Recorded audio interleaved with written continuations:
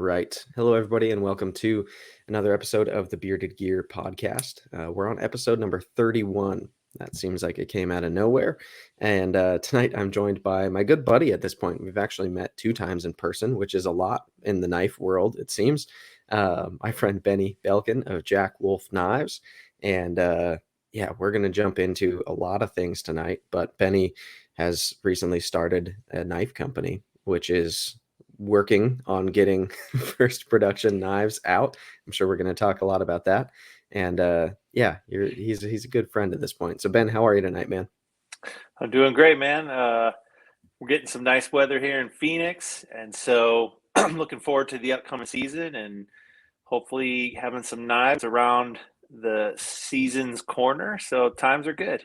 Okay. So first, let's touch on the weather because I'm genuinely curious. Is it cooling down there? Is that why you're saying it's good in Phoenix right now? Right, yeah. Here in Phoenix, it was a pretty cool, I say cool.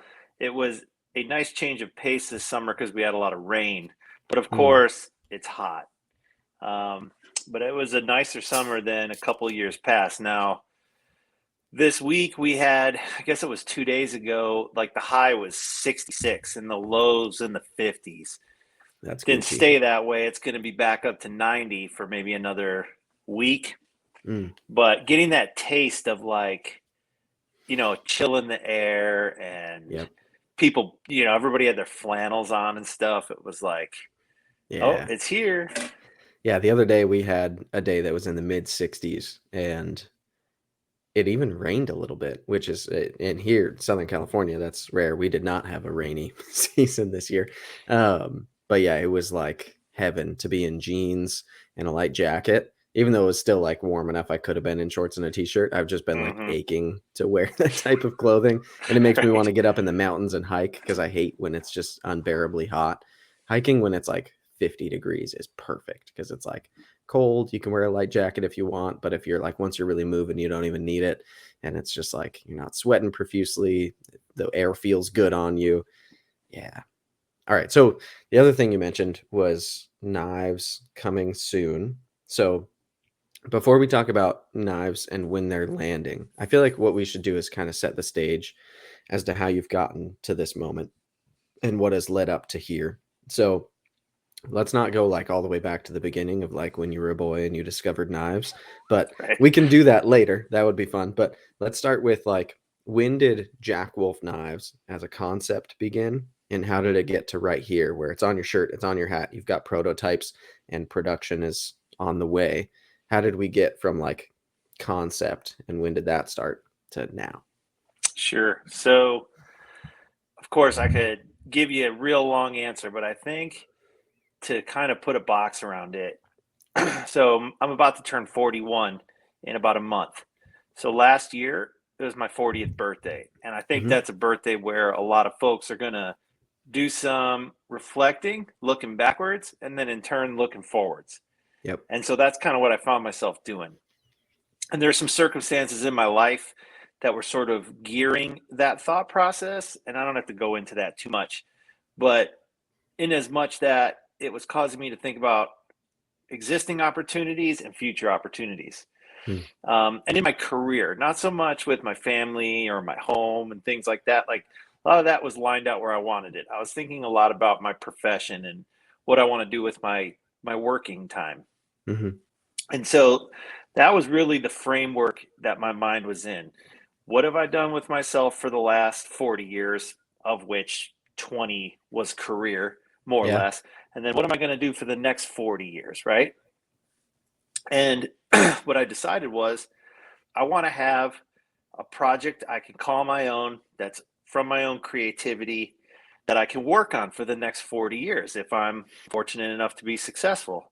Hmm. And what would that be, right? What could that be? It could be a number of things based on my expertise and experience. I've got real estate and construction expertise.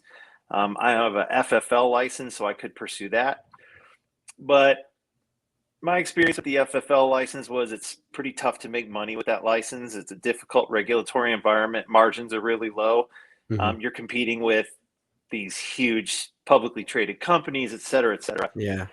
And The real estate stuff, I've done it for a long time and just not that interesting to me, honestly. It's interesting, but it doesn't get me excited. Like I'm not Sure. passionate about it.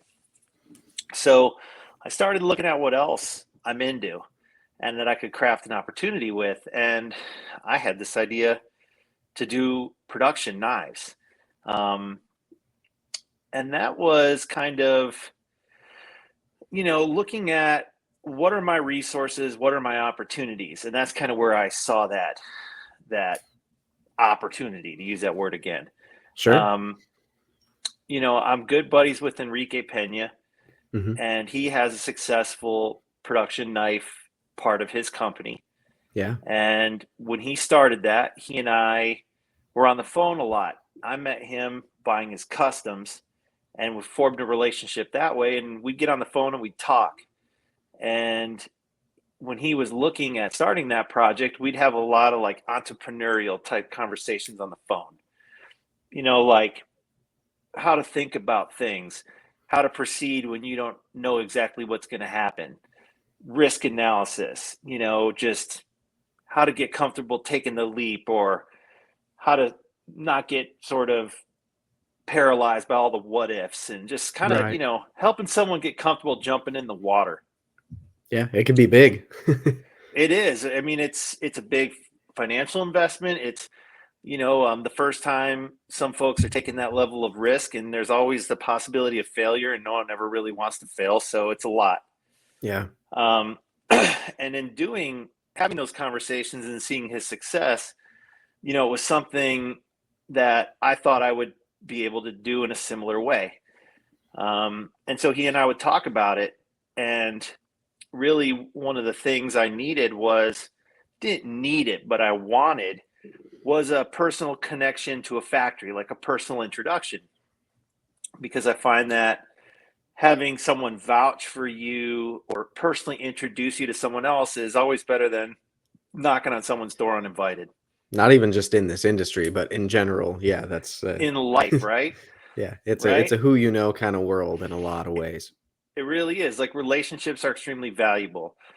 So he was gracious enough to extend the not what's the right word? Not invitation, right? It's not An the right word. He was introduction. gracious enough to introduce me to the factory he was using to make his X series, Yep. um, and also to offer me any technical advice or questions that I would have for him. I Hmm. think just as a way of saying thank you and wanting to sort of help me out with the same way I helped him, kind of thing. Sure. He's really big into like share the love. You know what I Yeah. mean? And that's his philosophy, and I have something I've picked up from him, and I see it works out really well for him. So I don't even know him as well as you know him, but the few conversations, like real face-to-face interactions I've had with Enrique, have all been just some of the greatest. Like, A, I love his work, and so I've looked up to him for a long time. But B, like the way that he just has kind of an earnestness about him when you talk to the guy, and he kind of cuts through, and like, I don't know. I feel like sometimes when you meet somebody who has like the panache of being an established knife maker, and you're in this world, it's like, I don't know, maybe they're used to meeting a lot of people who, especially at a show or whatever, are really kind of taken aback by them. But certain people, Enrique being one of them, in those shoes are really good at cutting through that and just having a real human like moment with you. At least with me, that's been my experience. And there's a couple people like that. Ramon Chavez always makes me feel kind of the same way. Like he has a really warm handshake, looks you in the eye, and he's looking at you like you're just two human beings, not like I'm a knife maker, you're a knife buyer. And Enrique does the same thing. It's very like, but how was your day? You know, tell right, me something about you. I love that about the guy. Yeah. yep, he's humble, he's conservative, he's genuine, and I've only gotten the sense he really wants to see people be successful and that he wants to be helpful. It's like There's room at the table with him. Yeah. 100%. And not only that, he's just so unbelievably talented, right? It's like a really cool kind of package that he has all kind of bundled up inside him. So I'm Yeah. honored and blessed to call him a friend. Yep, dude, you did good. I did real good. Yeah. You This did thing, good. I've been just absolutely enamored with it. I carried it all day today. I had my wallet in my fanny pack, which made it perfect. So I could just carry this where I normally carry my wallet. And it was like heaven having a custom Pena front flipper Lanny's clip in my pocket. It's just a wildly good knife. Sorry. I'm So, glad to see that you got that thing, dude. It's yeah. awesome. All right. So jump back in. You started working with Riat, is who does the X series for Enrique. And then Right. So one step backwards. So my birthday was in November. I kind of cooked the plan. January 1st, 2021, I formed the company legally, mm, opened the bank accounts, and like made it real. yep, Right. it's on paper. It's on paper. So then I had already previously, like you mentioned, contacted Riot and got the go ahead from them to, we're going to do this project for you and start sending us designs. Right. So then I got cracking on design work, and that was an iterative process for me. Now, in the very beginning, I kind of had it in my head that I'm going to need to find someone to draw these things for me, Mm. or just I never had it in my head that I was going to do it. Now I Like kind of in knew what I CAD. in CAD, because Mm. I hadn't touched AutoCAD since probably 2005 or 6. So there's probably Right. some differences in the software these days. Right. Like I'm sitting here thinking the software is totally different. I'm thinking like, man, I haven't used it in so long. I probably don't even remember. Hmm. And so I'm thinking like, I'm going to have to find a solution. I don't even know what that looks like yet, but I'm going to have to find a solution. And so I said to Enrique, like, hey, you think if I draw these things in pencil to a high level of detail that they'll be able to take that and engineer a knife off my pencil drawing? He's like, probably, like, worst thing you could do is give it a try and it doesn't work out, and then we'll figure it out from there. So I was like, okay. So I went to the store and I couldn't find graph paper small enough. So then I went to Amazon and got this graph paper with like really tiny Yeah, squares. I got the mechanical pencil and some straight edges, and I started to try to do it on paper, and dude, it just looked like crap. that was my day it today, was trying to draw out designs. It's a process. Yeah. it is. And so I was just unsatisfied with the result of my hand drawing, and I tried like several iterations of it, and it just was like, didn't look good. Mm. And so I kind of sat there staring at it. I'm like, if I could just draw this in CAD, it would look exactly like I want, because in CAD I can be super specific, like how far is this line from this line, what is the radius of this arc. Like there is no freehand, everything is Yeah. defined. I mean, you can draw freehand in CAD, but a good CAD drawing, all the lines are defined from a point to another point, or from some distance It's relative to something angles and else. radiuses and yeah. Everything is defined. It's the best way I can kind of explain that. So Hmm. I'm thinking to myself, like, now I got to find someone to sit with me, and I got to tell them what it's like. I'm going to be dictating a drawing to someone in town who's got time after work. I'm like, that's not workable.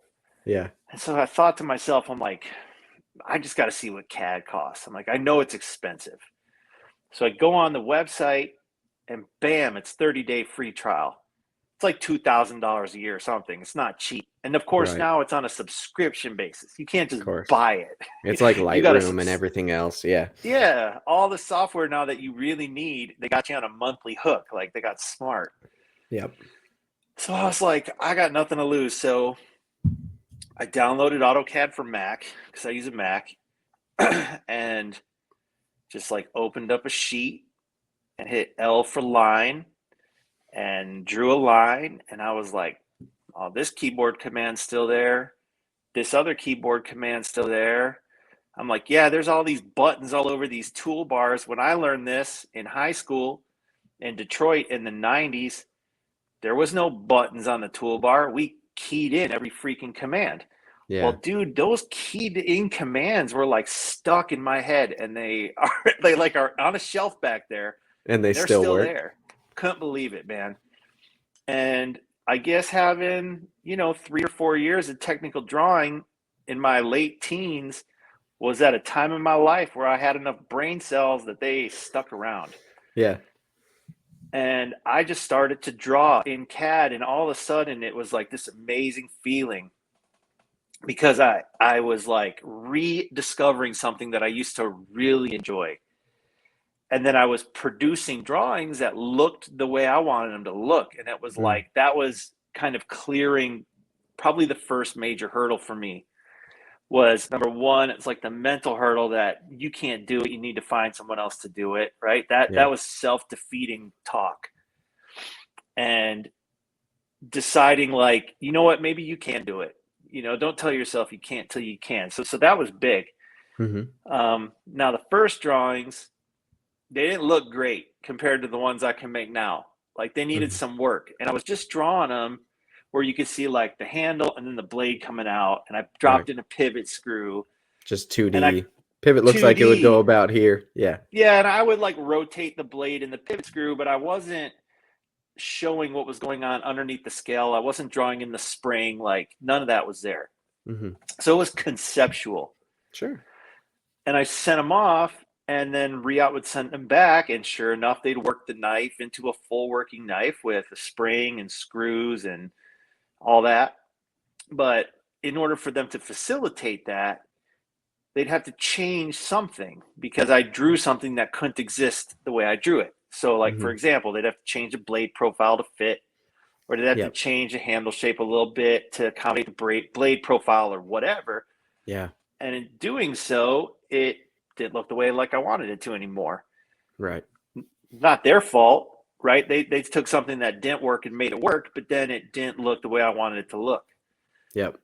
Yeah, Ria And will take a napkin drawing and they'll take it to 100% for you, but the probability that a lot of little elements that you thought were like irreplaceable in that napkin drawing that will have to change it's probably gonna happen. You know, we on our knife we were certain that we wanted to do a full 3D drawing before we took it to anybody and have a working 3D CAD file. So it's like if they need to change anything, it's going to be real small, like for their machining. It's not going to be because this lockup doesn't work, you know, because it does, and we even 3D prototyped it and made sure everything fit. But I can imagine if you're just drawing pretty surface level stuff, once they get to the technical elements of it, knowing how to make the knife, then of course they're going to have to adjust things.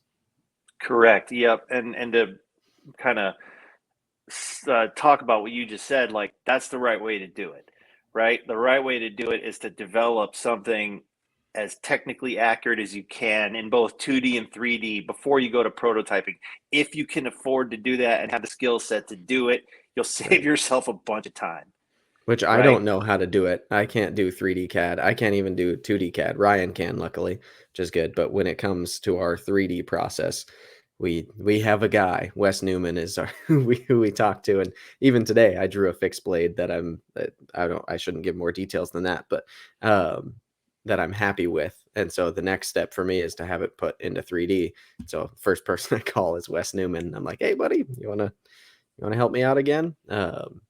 But he's also the kind of guy who will do it on a Zoom call with me, making sure that everything is exactly how my drawing is. And on a fixed plate, it's even easier than, I mean, that actually is really just kind of once you have the 2D profile, then you're just making it three-dimensional with the right thicknesses and stuff. But yeah, it's a whole different game. Have you gotten to the point where you now do your own 3D CAD or Right. So, yeah. So having kind of worked through, I think nine or ten revisions on those first sets of drawings to where they were coming out the way I want, I mm, then decided like I'm no longer going to provide them a conceptual drawing. I'm going to learn how to draw the spring and the pivot, and I'm going to show the blade in the open half stop and close position. So that was, and we're talking like this was months, right? yeah. From of like working on this daily to the point where I could get to,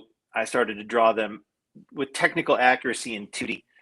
Now, with Ria, I never had to do a 3D drawing because their 3D drawings that they were producing off my two-dimensional drawings were excellent.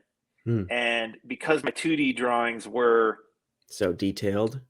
they were essentially perfect, right? Like all they have to do is convert it. There's no like like trying to figure, like they didn't have to change anything to make it work. They just had to turn a two-dimensional item into a three-dimensional item Hmm. based on some of the like decisions we had made in some of the prior nights. Like this is contoured, and if the flute is here, this is how deep the flute is, right? And it's Hmm. like once you know that stuff, you know it's a hollow grind. So if I draw a blade, they put in a hollow grind, and it looks the way I expect.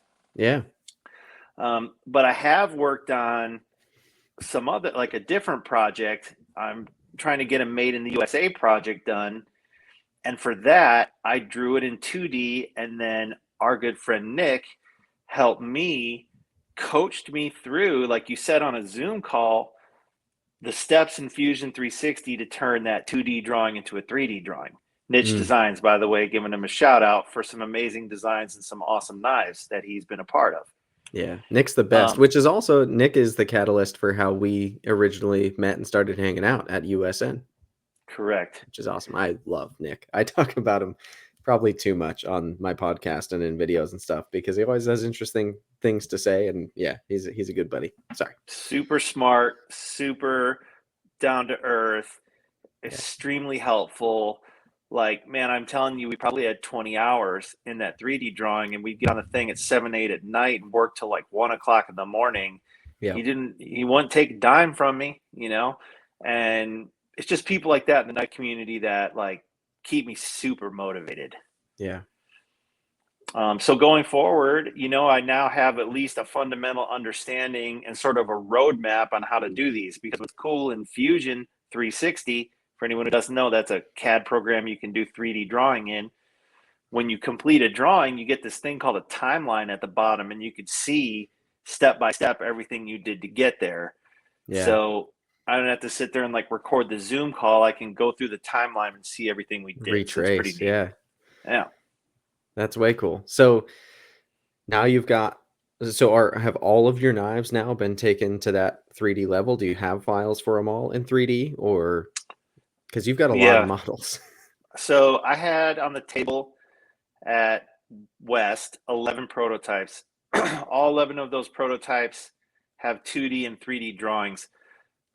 In addition, there's corrective changes that I wanted based on my experience and also users' experiences, like you guys handling those 11 prototypes. So I've communicated those changes with Riot, and of those 11, I think we finalized 5 or 6 of them and updated the drawings, and then the rest of them I'm just waiting for them to fix them. Mm.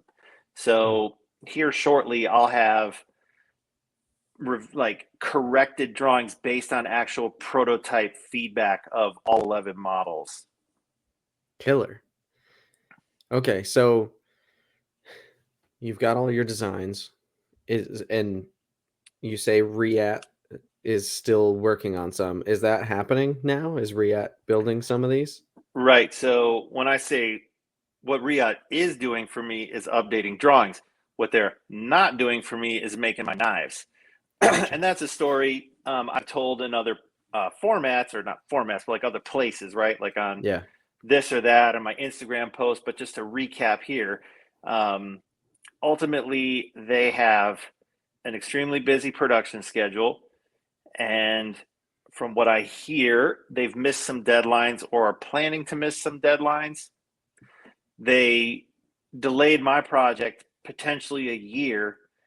And then when I came back to them to try to get some certainty and make a deposit so that I could provide people who want to buy knives from me whatever level of certainty I possibly could, Hmm.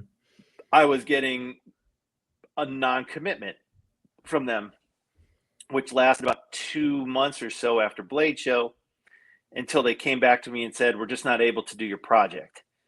Now, why that is specifically, the reason I was told is we're just too busy. We got a 30,000 unit order. We're backed up. Mm. I don't know if it's true or not. It doesn't really matter. You know, ultimately, I look at it that I dodged a bullet because had I made a very large deposit, and they tied up my money for a year or more, I would have no flexibility to try to pursue another manufacturer if I was unwilling to wait that period of time, right? Right. So I don't necessarily believe or think that anybody who has projects with them now should be worried, because unless they've told you I appreciate you otherwise, saying that. Yeah. well, yeah, I mean, I'm unless one of they them. told you otherwise, right? Like you should be have like you should you should be expected to rely on what they tell you, Right. because Well, that's especially all if we it's in got a to work. contract, then yeah, you should be somewhat protected, hopefully. Correct. And ultimately, you can't necessarily project other people's experiences onto your situation. It doesn't work that way. Mhm. All I can say is that's what they told me, and so I'm acting accordingly, right? Yeah. So since And that time, so, it's been a pivot for you, right? You've had to shift because your eggs were pretty well in that basket. That was who was supposed to be building your knives. So correct. what has happened now? Especially, I'm curious because now you're saying it sounds like there's some kind of a timeline in place for some of these to start hitting. Have you landed on Right. a different OEM or? Not yet, but based on some of the communications I have, I feel confident in saying that a Q1 or Q2 of next year start to the program is possible. Okay. Like, no promises, everyone, because this stuff is outside of my control, and I don't have a factory where I'm making these things in house. Right. Yeah. If there's a However, CNC in your garage, then it's a different story. there's a CNC, and I got a stack of materials, and the only thing between me and the knives is me, Yeah. right? So what did I do? Well, I guess the first thing I should say is when they first told me that we're going to be delayed till next summer, at that point, I thought to myself, okay, that is a problem, A. And then B, it's like that problem can easily become a worse problem, Mhm. because it's like seeing a crack in the foundation. Like, what's going to happen? If that thing cracks Right. some more, like we're going to lose a wall, you Well, yeah. know? Well, yeah. Then what happens if you order more knives after that? Is it another year until you get them? Or are you only getting annual allotments? So, like, Right. if you're trying to create a knife company and you need a steady OEM, then that doesn't seem steady. I get it. Right. And so instead of just like hoping that things would work out or hoping it didn't get worse, I immediately started to cultivate some OEM contacts from like friends in the industry, like friends of Sure. ours, Yeah. um, because I just saw the writing on the wall. And so during that period of time where Riot isn't really giving me an answer, I'm starting to reach out and make contact. Um, and so what I was able to do basically was identified, well, gosh, 6 or 7 different ones I wanted to work with, and really got in touch with 4 of them Okay. that I was able to have ongoing communication, send drawings, get price quotes, buy prototypes. Hmm. So my goal is get prototypes from these 4 manufacturers, and if I can get enough a fifth one, you know, up in like under, not the right word. I was going to say under contract. It's not the right word. If I can make a deposit for some prototypes from a fifth one, I'd even do a fifth, Sure. because what I want to do is compare the prototypes, and it's not just who has the best one. Like, obviously you want the best one, but there's other considerations too. Like, not everybody's production price quotes are the same. In fact, they vary quite a bit. Yes, they do. Yeah. They vary quite a bit. I was quite surprised actually at the variances I was getting for rough production price quotes. It's funny because from the outside looking in, they all seem like they're pretty competitively priced, and a lot of the knives retail around the same price. But yeah, the production prices can be pretty wildly different, even among some that have like the same wait times. It's not like, oh, but their wait time is a third as long, so that's why they're more expensive. It's like you're still waiting a while to get those. What's happening here? Right. And then there's, how well do they communicate? There's like how is the drawing process going? There's like all those little nuances of observation you're making to decide like which is the one I want to start a business relationship with. Yeah. And and I don't have the time to test out one and then decide if I like them or not, and then test out another, and then test out another. It's like I need to test you guys all at once. Hmm. Let you guys all know this is like a competitive process. I don't have anything to hide here. Yeah, You it's know, like you're who buying a car, and instead of going to one dealership, you're gonna go test drive all the competition, and you're gonna make your decision. And maybe you buy two cars at the end of the day. Maybe you like a couple of them and you diversify or something. But yeah, right, it makes way more sense than just trying one and buying the car and then deciding a year later you don't actually like that car. So now you're gonna go try the competition. right, exactly. It's an extremely important decision. I think I'm bringing to the table, an exciting project for the OEM. I have established already a plethora of designs. I have people excited to buy them. You've I'm got a brand, an extremely, identity. yeah, I got Yeah. it right. And I'm not just trying to, like, I'm not willy nilly. I'm committed, and I try to communicate that to the best of my ability. So, Yeah, dude, you've been at the Blade Show, USN, and Blade West already with booths and swag packs and prototypes on the table for people to handle. And I mean, it's crazy the comparison because I'm doing a similar thing to you. Granted, very different because it's a knife, right? So that's a key difference between 1 and 11 knives. But like, we haven't done a booth yet, and we don't plan to until we have product to sell at the show. But you've been putting in the legwork to establish yourself already as a designer in the community and a knife company. And I just don't see other people doing that. And I love that about you and your vision for what your company is going to be, because it's totally different from the way most people kind of stick a toe in first, and then it's the foot, and then it's down to the knees. And they like it's step by step, myself included. And you're just like, nah, I'm in the deep end. Let's go. Bring on the knives. We'll figure it out. yep. Yeah, on one hand, you could look at it as like this guy's kind of crazy. He's kind of reckless.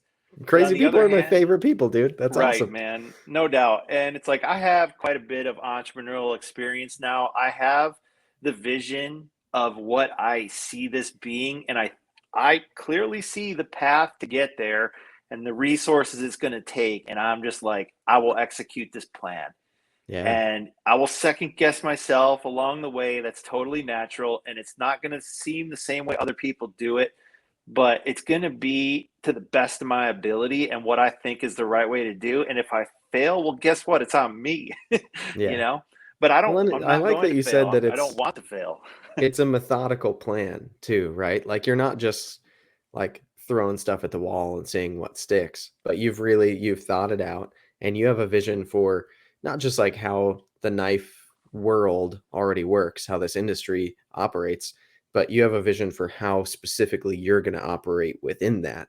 And it's all based in reality, right? And you're like doing some things differently than other people, but there's no rules to it, and you're operating within what actually makes sense in the community you're trying to enter and make a splash in. So I dig it. I think it's very different. Like I said, the angle you're taking, but I don't mean that at all in a bad way. I think it's really cool that you're looking at it the way that you are. I appreciate it, brother, for sure. It's encouraging for me, and I've had just amazing feedback from everybody. And so I get encouraged even more and it motivates me. And then my brain goes off in all these creative directions because instead of spending time second guessing myself, I'm like, okay, people are kind of picking up what I'm putting down. Like they're digging the vibe. So Yeah. how do I like come up with some more cool vibes for everybody? And I find myself much more in like this creative space in my mind versus like a place of fear where in my early entrepreneurial career, dude, I was afraid all the time of everything bad that could happen, or like of every dollar I spent and spend Hmm. so much time like thinking about the consequences of everything and not doing as much. Whereas I've learned now, it's like you got to do stuff, like to get up the hill, you got to start climbing, Hmm. otherwise you're just looking at the damn Yeah. thing. And no one's carrying you up. Nope. Nope. If anything, gravity's just trying to push you back down. Right. So yeah, it's just a relentless thing. Yeah. But man, I'm having so much fun. So I have a kind of off the cuff question for you. Because you've done these couple of shows, you've had the chance to put your prototypes in a lot of hands, right? And even just attending USN and now Blade West, having prototypes of the Avant in my pocket, it's been one of the most fun things for me to hand it to people and see what their reaction is, whether it's somebody who knows me from my channel or somebody who pre-ordered one who's excited to check it out, or just if I'm talking to somebody and it comes up that I helped design a knife and then to show it to them. Like those opportunities to show the knife to people, it's become one of my favorite things, especially at a knife show.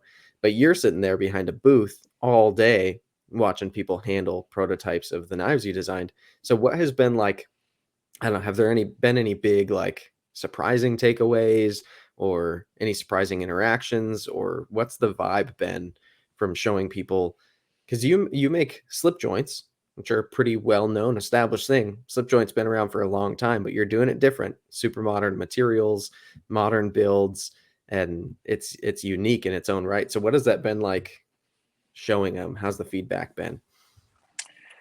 Um, it's been amazing, right? That's the short answer. The shows, I'll never not do the shows. I love the shows for multiple reasons. Like, number one, like you said, you're getting to like share the fruit of your creative labor with people. When I have knives to sell, it's even better, right? But when I have prototypes to show, dude, I'm equally as excited because someone said something to me at this last at West that really resonated with me, and it was like, man, all the ones I thought I was gonna like, I don't like as much as the ones that I thought I wasn't gonna like. Sure. And I was like, that's awesome. They're looking at you, Because the vampire and the humpback. right, man. Like it's the ones people are like, oh, that I don't think that's gonna be comfortable in my hand. And they pick it up, I'm like, this is the most comfortable knife on the table. And it's like, you would have never had that experience had you not been at this show with me. Right. And it's like validating to me to like when I designed that vampire, I was like, man, can I even get away with that? Like that was the one I was by far the most concerned with. Hmm. And it's rarely a person says, I don't like the way this feels, versus it's like people saying a lot, man, this is a lot comfortable than I thought it was going to It's a be. light bulb turning on, like, hey, that actually is capable of feeling good in my hand when it looks like it definitely won't. Yeah. Right. And so that kind of stuff is really cool. Like seeing the sort of, getting through the internet and into a real place where you get to handle these things is like really cool. So sharing that experience with people who come to the booth is really cool. The other thing is, you're giving your presentation over and over and over again. And so you get to hone that, to use a little knife term, right? You get to hone your presentation. You get to read your audience and see, like, what am I saying that resonates with them? Like, what's getting them to nod or what's getting them to You're smile? doing a lot So, of stand-up sets and seeing what gets the laugh. Yeah. right, like, if I make a little joke, like, do people think it's funny? Or do I talk too much and I lose people's interest? Did I go too fast and I shoot them away from the table? Like, Mm, you're learning how to relate your brand, your products to like all these strangers, yeah. men, women, old and young. And so that that is so freaking valuable, I think, because you start to get a bigger picture concept of like how you and your brand relates to this like really, it's not the whole swatch of course of like knife buyers, because you get like a probably a somewhat of a slice of the knife community that's willing to go to show, but still way more Right. people than you're going to interact with in your day-to-day life. And between multiple shows, you are kind of hitting multiple audiences, I think, because like the USN Yeah. crowd is pretty different from the Blade West crowd. Even the Blade West and the Blade East crowd were different. Like you have a Cali crowd primarily at Blade West. Like there's a lot of locals who came through there. They should love And slip joints too, because our knife laws are ridiculous. exactly. I think like there was a little bit of a more of a younger vibe too, at least that were coming by my table. And Blade show, we'll call it Blade East, was like it's just so overwhelming. There's so many Mm. people. You're just like going at it all day, Blade and it's West is almost kind of a like steady trickle, steady flow the whole day. right. It was like kitchen faucet versus fire hose. Yeah. Um, and being and having done Blade, it's like, well, that was the big one. So if I can manage a table at Blade, that was my way of telling myself, dude, if you can handle Blade show, you can handle any show, Yeah. you know? bam, like once you get that one under your belt, you'll never have to think about what's that show like, because now you know. Right. And you kind of work out the like logistics of bringing stuff down there, and what does it mean to have a table versus having a booth, and like how do I ship boxes, and if I don't drive and I fly, how do I fly with my knives, and just the learning experience of those shows makes those shows 100% worth it. Yeah. To go back to what you said, thousands of people handling the knives. Well, I mean, dude, that's one hell of a torture test isn't the right word, but it's a real world test of people with different technique, strength, opening and closing these things over Mm-hmm. and over and over again. You know, someone dropped it, had a few of them get dropped on the floor. I got to give a nod to titanium, dude. If you drop a Great Eastern, some of that steel is kind of soft, it'll dent, but the Right. titanium doesn't move. Going on to cement too. Yeah. Yeah, the kid it was like right at the end of the It's the show last at 5 minutes of the show. Yeah, Yeah. it was, man. Everybody was packing up, and there's a little kid from the table across the way, and he's playing with them, and boom, I Yeah. just hear it hit the And he cut cement. I his was like, finger too. right, exactly. So, yeah, man, I think for anybody listening, if you're on the industry side of the table, go to the shows. You got to go. Aside from the things I mentioned, the relationships, right? Like that's where you and I got to hang out. It Yeah. would be one thing if we were talking on the phone or doing this. It's another thing when we get to post up at USN and pound ginger ales. You know what I Yeah. mean? Dude, we'd actually been on two like of these things prior to that show. We were on the Knife Junkie on a Thursday Night Knives, I think it Yep. was. And And then then Lefty Kevin's. and Kevin, yeah. Or Kevin and Kyle, I should say. Um, yeah, we like, and I felt like I knew you a little bit, like I do a lot of people in this sphere, but 100% different to spend 2 days at a show together, hanging out and fist bumping and in the cove, hanging out, drinking Right. ginger Or ales. like Yeah. eating in the diner at like 2 o'clock in the morning with the dude falling Yeah. asleep at the table. That was so Like good. I we're still not don't going to, even remember that guy's name, but I'm it glad was he was York. there. I'm calling him out. But Yeah. you know what I mean? Like that stuff's only gonna happen at the shows. Like you're a busy guy, I'm a busy guy. When are we ever gonna have time to do that otherwise? Maybe if you're passing through town, I come to the airport for an hour. Right. So Yeah. yeah, man. Big thumbs up for the shows. So I had a fun experience involving you at Blade West, where just before the show, when I was in line for the metal detectors, which it's hilarious to me that they had those, but Right. for a knife show, it's like, what? I mean, come on. Anyway, I'm standing in line with Ryan waiting to get in, and we're chatting with some of the people around us, and then I get this tap on my shoulder, and this guy says, "Hey man, I really like your channel." And I was like, "Oh dude, thanks." Like it takes me aback when people even recognize me. It feels a little weird. But I was like, "Oh, thanks so much, dude." And I like kind of started to turn around, and he handed me a sticker. It was a Nick Shabazz sticker, and I was like, "Oh, dude, what's up, man?" And I should have recognized the voice, I guess. But so I was like, "Oh, dude, still got to have you on the podcast. I need to coordinate that with him." That reminds me. But it was like quick little interchange, and so then again, once we got inside and we're in the not metal detector line, but the get in the doors line, we're there, I don't know, probably half hour before the show opened. And so I was like, "Oh, I'm going to go chat with him for a minute," because he's just standing in line not far from us. And I'm going to show him the Avant because, of course, I want to show Right. Nick the knife I designed. So I do. I show him the Avant. He looks at it for probably 10 minutes and we chat about it. It's really cool.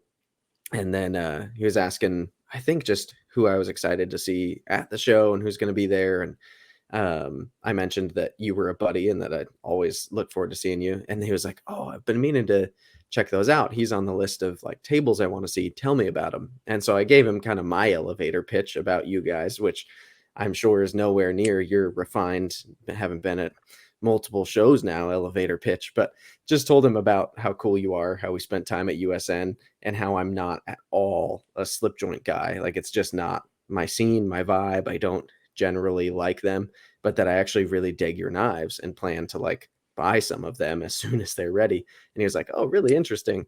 And then I happened to bump into him at your table and he like confirmed to me that I was right, that your knives were cool. And that just felt really cool for me and for you, for me, that I like Right. talked to him about them. And then I got to see him enjoying them. Someone who's like he has a pretty refined taste. I think most people could agree. And so to have him be like, "You were right. These knives are cool," was cool. Dude, I really appreciate that. Yeah. I was super excited. I didn't know what he looked like, right? Because no one really does. Right. And no one who's listening ask us because we're not going to tell you. Um, but yeah, no, that was awesome, man. He was complimentary. I appreciate that you got to give him the pitch before I did, because like we said, right? If someone kind of gives you that, like, yeah, this guy's cool before you come in, it's like kind of helps the process, you Yeah. know? It's It's a like a good catalyst. first impression. Right. Exactly. So yeah, man, that's what I love about this community. That's what I think. If you're genuine with people and you want to be helpful and you just, you want to be cool and you're cool with everyone, like I can't find a better group of dudes to be around. Right. I was talking to my wife today about it. I was kind of reflecting on it, and like what I think makes our community really special is like you got a lot of dudes that are like really talented, right? I feel like there's an exceptional level of talent amongst the community. And in addition, like we're all pretty kind of humble. Not all, there's always outliers. Take the outliers off the table. Sure. There's a lot of dudes that are really down to earth. Like we're all kind of a little nerdy a little bit. We probably geek out on stuff, but I feel like there's a maybe like a little bit higher level of intelligence and definitely a like extraordinary amount of talent. Yeah. And I love being around that. The creativity and the talent is like boom, Yeah. you I think know? you're right. I think there's something about the physical object of a knife and the type of human being that's attracted to it on the level that we are, to be part of a knife like community, not to be some dude with a Gerber in your pocket, but to be the type of person who's actively engaged in these conversations and collecting these strange, like this upper echelon of the types of knives that exist in the world, and caring about what's coming out and who's designing what. Like it's a crazy world. And I think, yeah, there's something about like the type of person that is attracted to the minutia of unique knives, that it feels different from other human beings. And I've been part of a couple of different like hobby arenas. Like spent a lot of time in automotive, both in sales, and I was into like photographing cars, and I worked in aftermarket, and I've been in racing scenes and stuff. And there's kind of a seems like a certain type of crowd that gets attracted to each hobby I've been in, and the knife community is it's a weird one in that way. And you're right. There's so many talented people. Like we talked about Enrique. That dude is one of the most talented makers that exists, in my opinion. Like the level of perfection on his custom is the closest I've felt to like a perfectly CNC'd production knife. And he does that by hand. It's Mm-hmm. remarkable. And then you talk to him and he's like super humble, super down to earth. And most of us can admit that it's like kind of weird that we're into this, which makes it fun too. And I think he's kind of in that same vein.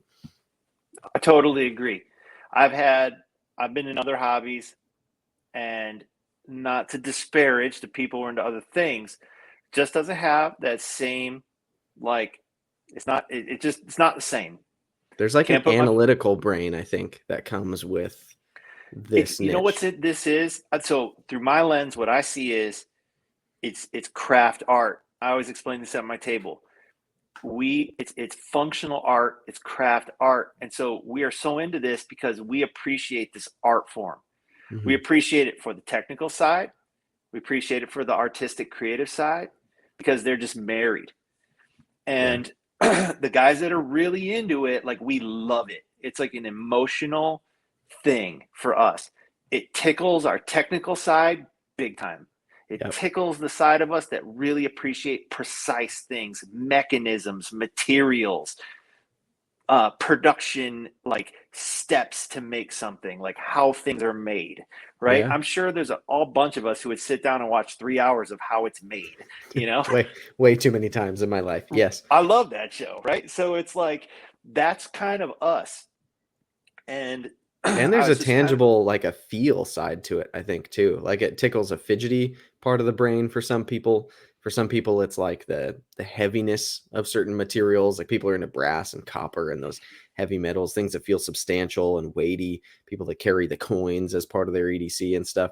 But there's like a tactile element to it as well. So it's hitting different parts of the brain for sure.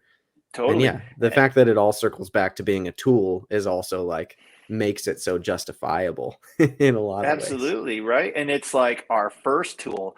And so, it was funny, man. I met these dudes who had the booth at Blade West where they have that material, like you light it on fire and it'll create fire so you can make a Yep. fire anywhere. You can get it wet. It's like wax and other materials together. Yeah.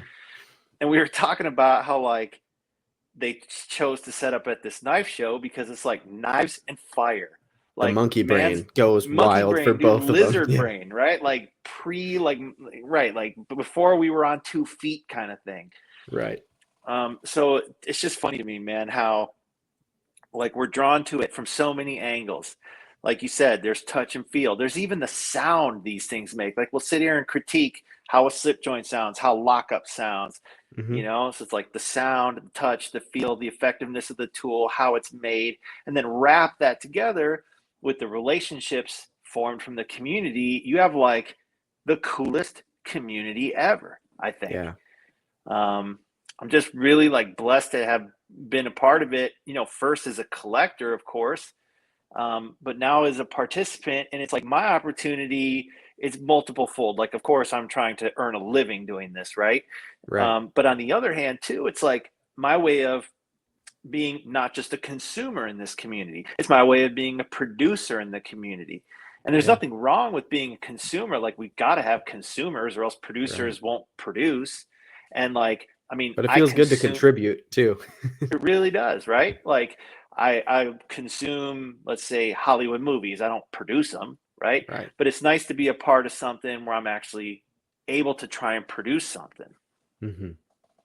So I think it would be fun to rewind the clock because I feel like we've told the story pretty well of how Jack Wolf Knives went from concept. And I like that it's also like a relatively fresh story starting at the 40th birthday. That's like, I love the way that that encapsulates a certain amount of like emotion too. Hmm. I'm not there yet. I'm about to turn 30, but um, yeah, I dig that. So let's go back even further because you said you'd been a collector before. When for you did like the hobby begin? When did you start collecting knives? Is it something from boyhood? Is it something you got into in adulthood? What was your catalyst? How did that all go down?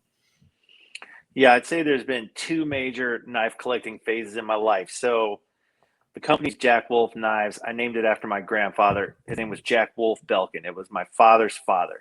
And he was I wouldn't like, have guessed that because that sounds like it's too cool of a name to be possible. right? His Yeah, middle name was Wolf. It's like, whose name is Wolf? it's So amazing. I just always thought that was the coolest thing. Quick And sidebar. I knew a kid in high school. I shouldn't say his last name because it makes it better, but someone's going to like look him up. It's going to be weird. I'll say his first and his middle name. His first name was Blade and his middle name was Storm. And he also had a cool last name, which just really tied it all together. And I was like, your parents must just be, I mean, different humans to do right, that, but I commend them. Like, and he was this little redhead kid. It was great. Anyway, perfect. sorry. So Jack Wolf, So grandfather's name. Jack Wolf, my grandpa Jack. So he's a builder in Detroit. Now they lived, him and my grandmother lived a mile and a half away from where I grew up. And we spent a lot of time over there. And like as far back as I can remember, we're talking like straight little boy, right? We go over there all the time, and he always had Swiss Army knife or multiple Swiss Army knives because he's a builder. He liked all the little tools. Like that was like his thing. Sure. And before it was like cool to have a pocket dump on Instagram, my grandpa had a pocket dump. It was like on his dresser in his closet. He had like this glass, almost like a Swarovski, like glass crystal tray. No And that's where way. his pocket stuff went. His like wallet, his watch, his Swiss Army knife, and like whatever coins he had, and Would that cash. tray have been like from a jewelry shop or something to like display? Like what? It Where was would you probably even? like my grandma's. It was probably like a serving tray for food. You know what I mean? And That's of awesome. course It's that's part of like her how I China set. Right. Yeah, exactly. Like it's probably never meant for that, but he was like, "Oh, look, that's perfect for my pockets." And so as a kid, I would always be like, "Oh, look at all grandpa's cool stuff, man. Like I can't wait to have cool stuff like that." And you'd see his Swiss Army knife and it'd just be all like chewed up and battered. And I'd be Yeah. like pulling out the tweezers and like pulling out the knife, like looking to see if they're gonna come find me in the closet. Of course they know I'm in there, you Yeah. know. And so I was just like mesmerized by his knives. And so as I got old enough, like I would get them from my folks, or I would get a Swiss Army knife from my grandparents. Like that would be like the gift they'd give me if they went traveling somewhere and they brought me back a souvenir. So once I was Mm. old enough to have them, I'm sure I was way too young, because my parents were pretty like free spirited with stuff like that. Yeah. So that's where it started. Now, as I got older, probably like sixth grade, right? I started to expand my tastes. And, by now it's like probably, 1991, 93. Like action movies are crazy. And I'm just like totally into that stuff. And like me and my friend, we wanted to have every knife we could possibly get. So it was like butterfly knives, ninja stars, Rambo knives, the knife Yes. from Cobra. We would go to we'd have our parents take us to the flea market and we would buy all that flea market crap, you Yep. know? For me, that was the local gun shows had all those ridiculous Pakistani made swords and yeah, the Rambo knife, all of it. Yeah. Right. And I just loved it, man. I had like drawers full of it. And then as like I got into high school, I got a little more money and like had a job or whatever. And I had a catalog, and to the life of me, I still can't remember what the heck this catalog was called, but it was like every high school boy's like dream. It had like taser guns, knives, lock picking kits, like Yeah. anything that was borderline illegal was in this thing. Yeah. Um, and so I would order stuff. I had like Gil Hibben, like fantasy fixed blades that were like this big, and like Gil Hibben throwing knives. I had I a had a Gilliban blowgun. folder at one point. It's like crazy Really? recurve. Yeah. It's probably still around somewhere. I think that Gil Hibben knife I had was in the Mortal Kombat movie. Like, Probably. just so cheesy, man. But I didn't know any better, and I thought they were sweet. I had Yeah. like a blowgun. It was like 6 feet tall. You ever seen these things? They're like a Oh yeah. plastic tube with like a funnel at the end. Dude, I had one. Gun And shows would sell that stuff to kids. I loved it. exactly, dude. They Those sold it to darts me. hurt. They hurt bad. They're like big needles, like that long. Yeah. Oh man. And they're a little bit barbed, like the coating they put on them or whatever. They suck to pull out. Yeah. I Yeah. teenage years with my friends, there was a lot of blow darts in the thigh. Yeah, man. We would like go in my house and upstairs, and we'd like set up my sister's teddy bear, and we'd like Yeah, shoot blow darts into it. for sure. So I was just always into that stuff. Like we weren't allowed to own. We didn't grow up with guns. Like guns weren't a part of my household growing up. I remember one time I got a BB gun from my friend, and it looked like a real gun, and my mom was so freaked out she was ready to kill me. I'm like, it's a BB gun. She's like, get this out of my house. That's why you have an FFL now. It's retribution. Right. You should have let me have a gun, Ma. Then I wouldn't be gun crazy. But yeah, so I was really into it. And then I went off to college. Probably like my last year or two of high school, I got my license. I'm chasing girls. Like I kind of wasn't as much of a priority. Yeah. And then Yeah, in I stopped college, collecting swords once I started dating girls. That definitely right? happened for me too. Yeah, the swords and girlfriends, like they don't go hand in hand, right? No. But yeah, so once I got into college, I didn't really follow it. I didn't collect Hmm. anything really. And then I started my career, and I was just working all the time. I didn't really have that as a hobby. I would go out with my friends and party, like that's what I did for Right. fun. And it wasn't until and then I got into the gun hobby around the time I was 28. I had bought my house. I had got married, and I was thinking about like home defense. And then so I went and shot a gun for the first time. And dude, I got hooked like this. Like it's a whole nother podcast. Hmm. And I really dug like just like we nerd out on stuff, right? Like there's our types of guys. Well, I did that with the firearms. Yeah. And then after I kind of got a good drink out of that pond, I was like, I need to revisit knives. Like the time in my life is right. Mm-hmm. And I couldn't figure out like what I liked. Mm. I'm left-handed, so I was like not really into buying right-handed locking knives. Mm-hmm. Um, and I bought a left-handed Sebenza, and it was awesome. Left me wanting just a little bit, like not wanting that it's because it's not good, just wanting to explore more. I was like, oh, I'm done. Like that didn't happen. Right. I started buying some Spyderco. I like blew through half the Spyderco catalog, buy, sell, and then kind of stuck to the lockbacks Mm. because they're lefty friendly or whatever. Yeah. And tried a couple Benchmade Axis locks, and it was just like, it's all cool, but I'm not feeling it.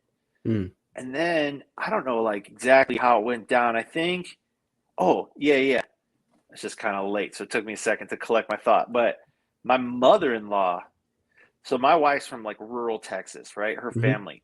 And so my mother-in-law gave me, when she saw all these like Amazon packages showing up with knives all the time, Yeah. she gave me a case peanut. And so what that is, it's a slip joint knife. It's like really small, like 3.25 inches closed. That's why they call it a peanut. Mm. And it was her father's. And so it was sentimental to her. And it was like beat to hell, man. It was like the main blade was sharpened down to like a toothpick, and the other blade Yeah. was like rusted shut. But like I immediately saw the sentimental value. And Mm. I was like, this thing is so freaking cool. Like there's so much heart and soul in this. Like I could feel like things I hadn't felt before from the Mm. knife. And I was like, I wonder if like there's other cool like case knives. I didn't know. And of course you like lift the carpet and look underneath, and it's like, holy shit, there's like a million case knives, and they go back like 100 years Yeah, that's a whole world, right? for sure. And I bought one, and it was a Seahorse Whittler, and it was a piece of crap, man. Like the shield fell out when I took it out of the box. It Oh wasn't man. sharp. It was like off center. It was just depressing. And I was like, I know there's something better than this out here. And so then I kind of start looking up stuff about slip joints, and then I find out about Great Eastern Cutlery. It's like, Mm-hmm. oh, what the hell is that?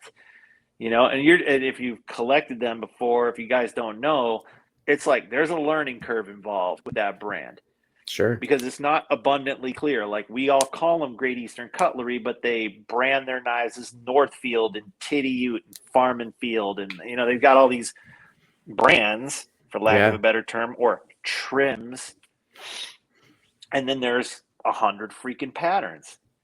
And so you're just like, oh cool, a new project to learn. And so I started to kind of do the homework and like learn what are these patterns and what are these trim lines and all this stuff. And it's like, why aren't they all available? Like what's going Mm-hmm. on there?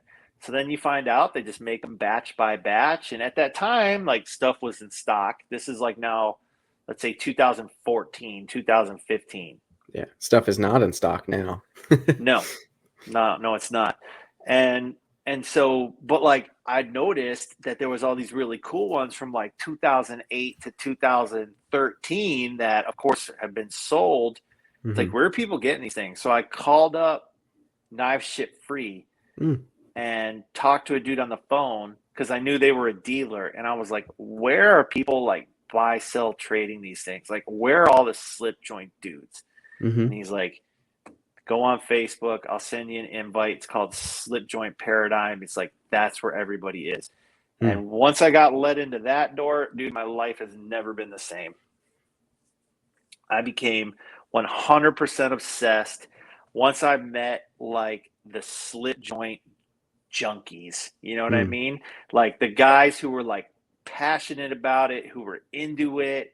Guys were like giving each other good deals below market. Like it wasn't about making money. It was about like these things are sweet and we're The all like brotherhood. really into it. Oh, totally, dude. You know? And then I started to like get access to the real choice pieces. And then I kind of established like what I wanted to do as a collector, which was try to collect as many number 15s as I could. Mm. Um, So what does and a so, number mean in that world? so Great Eastern Cutlery has pattern numbers. Mm-hmm. A pattern is a handle shape. So the number 15 pattern is a sleeve board pattern. So it's like wider at the bottom than it is at the top. Okay. And it's 3.5 inches closed. So the metal blank that would like be the shape if you trace the liner is what the pattern is. So Mm-hmm. they can take that pattern and they can make multiple different types of knives off it. So like they can make a single bladed knife with a clip point or a spear point or a sheep's foot. They can Mm-hmm. make a two bladed knife with any one of those main blades and a secondary pen blade or a secondary spay blade or a secondary bottle opener. They Mm-hmm. make an electrician's knife on that pattern that has a drywall saw that has a liner lock in it. Mm. Like, and they make the Barlow on that pattern. And so just because like you have a number 15, it's like, well, which number 15? you know, Gotcha. right? And like each one of those variations I talked about can come in a number of bone scales or micarta scales or wood scales, Mm-hmm. and so the variation is super fun So if you for a had to guess collector. how many different 15s there are, There are, including the TC Barlows, over 200 unique 15s. that's insane. And Yeah. that's not just because there's like variation in the bone. That's like they're different actual configurations. Yeah, well, like I would say, like unique knives. So let's say they did a run of number 15 single blade boys knives with a clip point. Okay, but it's done in antique amber jig bone, cranberry jig bone, ebony wood, and knife bright, which is a glow in the dark acrylic. So bam, there's four right there Mm-hmm. off of one knife. Right? So then, okay, they did that knife with a spear. So there's four or five more. Then they did it with a sheep's foot. So there's four or five more. Then they added this secondary. Then they switched it. Then they did a spear again, but they put a crescent nick instead of a long pole. So there's Mm. four or five more. So like they just rack up. And back in the day, when they weren't producing as many knives, man, they'd run like 25 to 50 of a certain configuration. That's it. Like never to be Yeah. made again. Or it might get made again in 8 years. Yeah. That's crazy in terms of the collectability that that builds in. But I mean, it's almost inevitable too in some ways when you think about like the beginnings of a knife brand. It's almost like if you plan a city before there's cars. So you're not really like planning it for the types of roads that we have today. So you get some cities that are just so old that they're not built at all on a grid or like they make sense. And if you're building a knife brand in a time where like it only makes sense to make 25 of something and that's as much as you can get away with, otherwise you're sitting on inventory that you're not selling, then like of course that's what you do. Yeah, that's wild. That because now it feels like a lot of brands kind of try to build in that collectability using that lesson of how now people chase those GECs and it drives secondary, which drives the new ones to sell immediately because people don't want to Mm-hmm. be on the other end of that later. And yeah, that's wild that theirs it's like a natural progression of they were a small knife brand and now it's gotten so big and people want the ones from back when they were small. That's cool. Exactly.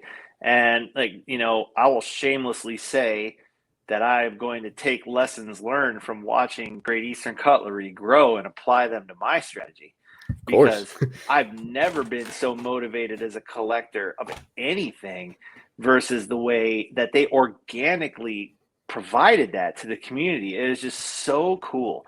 And even to this day, man, like it's, I went up there in June for what they call the rendezvous, which is Mhm. a factory, like a customer appreciation event that Bill Howard, the owner, puts on at the factory. Yeah, you were Um, telling Nick from Birdface Knives about this after the show on I don't know which night it was, Friday night or whatever. so cool, man. And it like allowed me to kind of get a better understanding of the big picture of like why things are done the way they're done. Right. Yeah. And what you got there is like this slice of Americana that we're just so fortunate still exists because it cannot exist in any other place. Like it just won't ever happen. The stars will not align, right? Hmm. Because you have a town with a cutlery heritage that has these old machines that have been there for over 100 years and a dude running that place that's been making traditional American pocket knives for his entire career with labor practices and material providers who are like tied to this area, and it's tucked up in the woods, and it's like, holy shit, this is so authentic. This Yeah. is And like isolated. isolated, and it's legit, it's real. And I it makes me cringe a little bit when people like beat them up because they didn't make more knives, or they couldn't get this, or customer service wasn't good enough. It's like, guys, like, just be thankful they're here, man. Because if Bill just comes in one day and he's like, guys, I'm done, then it's like, it's over, you know? Yeah. His son may or may not want to keep it going. I pray he does. That was going to be my next question is there somebody who there's at least a chance with? There's Bill Jr., dude. He's like a year or two close to my age. I can't remember if he's a year. I think he's a year or two younger than me, Mm. and he's hard to read. Like, kind of got a poker face, Mm. and super nice guy, just hard to read. And I don't know if he'll. First of all, I don't know if Bill will ever retire or if he'll retire tomorrow. He's another guy that's hard to read.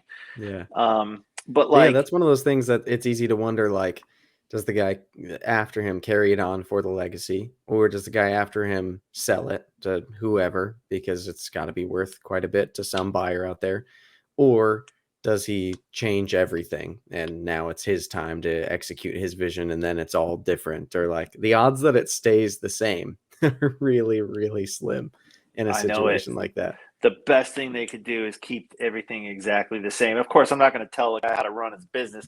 You go in the Great Eastern Cutlery Club Facebook group, anytime there's a drop, like these number 86s that just happened, dude, I'm talking vaporware. Like, these things were gone as fast as the internet could load, Mm-hmm. the whole production run. And all these guys that miss out, which is like 95% of everybody, and then they Yep. all have an opinion on how It's all Bill the should butt run his hurt. business. Yeah. Oh, Yeah. he should do this, and he should do that, and they should do this about prices, and they should do this about flippers, and they should do this. It's like, you throw a rock in the pond, there's ripples, guys. Like, Yeah. maybe he should do nothing because look how awesome these knives are that just came out of this Yeah. place. Like, Yeah, yeah, you didn't get one. being pretty tied into the Spyderco community. Like, I'm a moderator in the Millie Club on Facebook. There tends to be quite a bit of that. And in the Millie Club, we try to not let it happen so much and spiral so much after every drop of a Sprint Runner exclusive.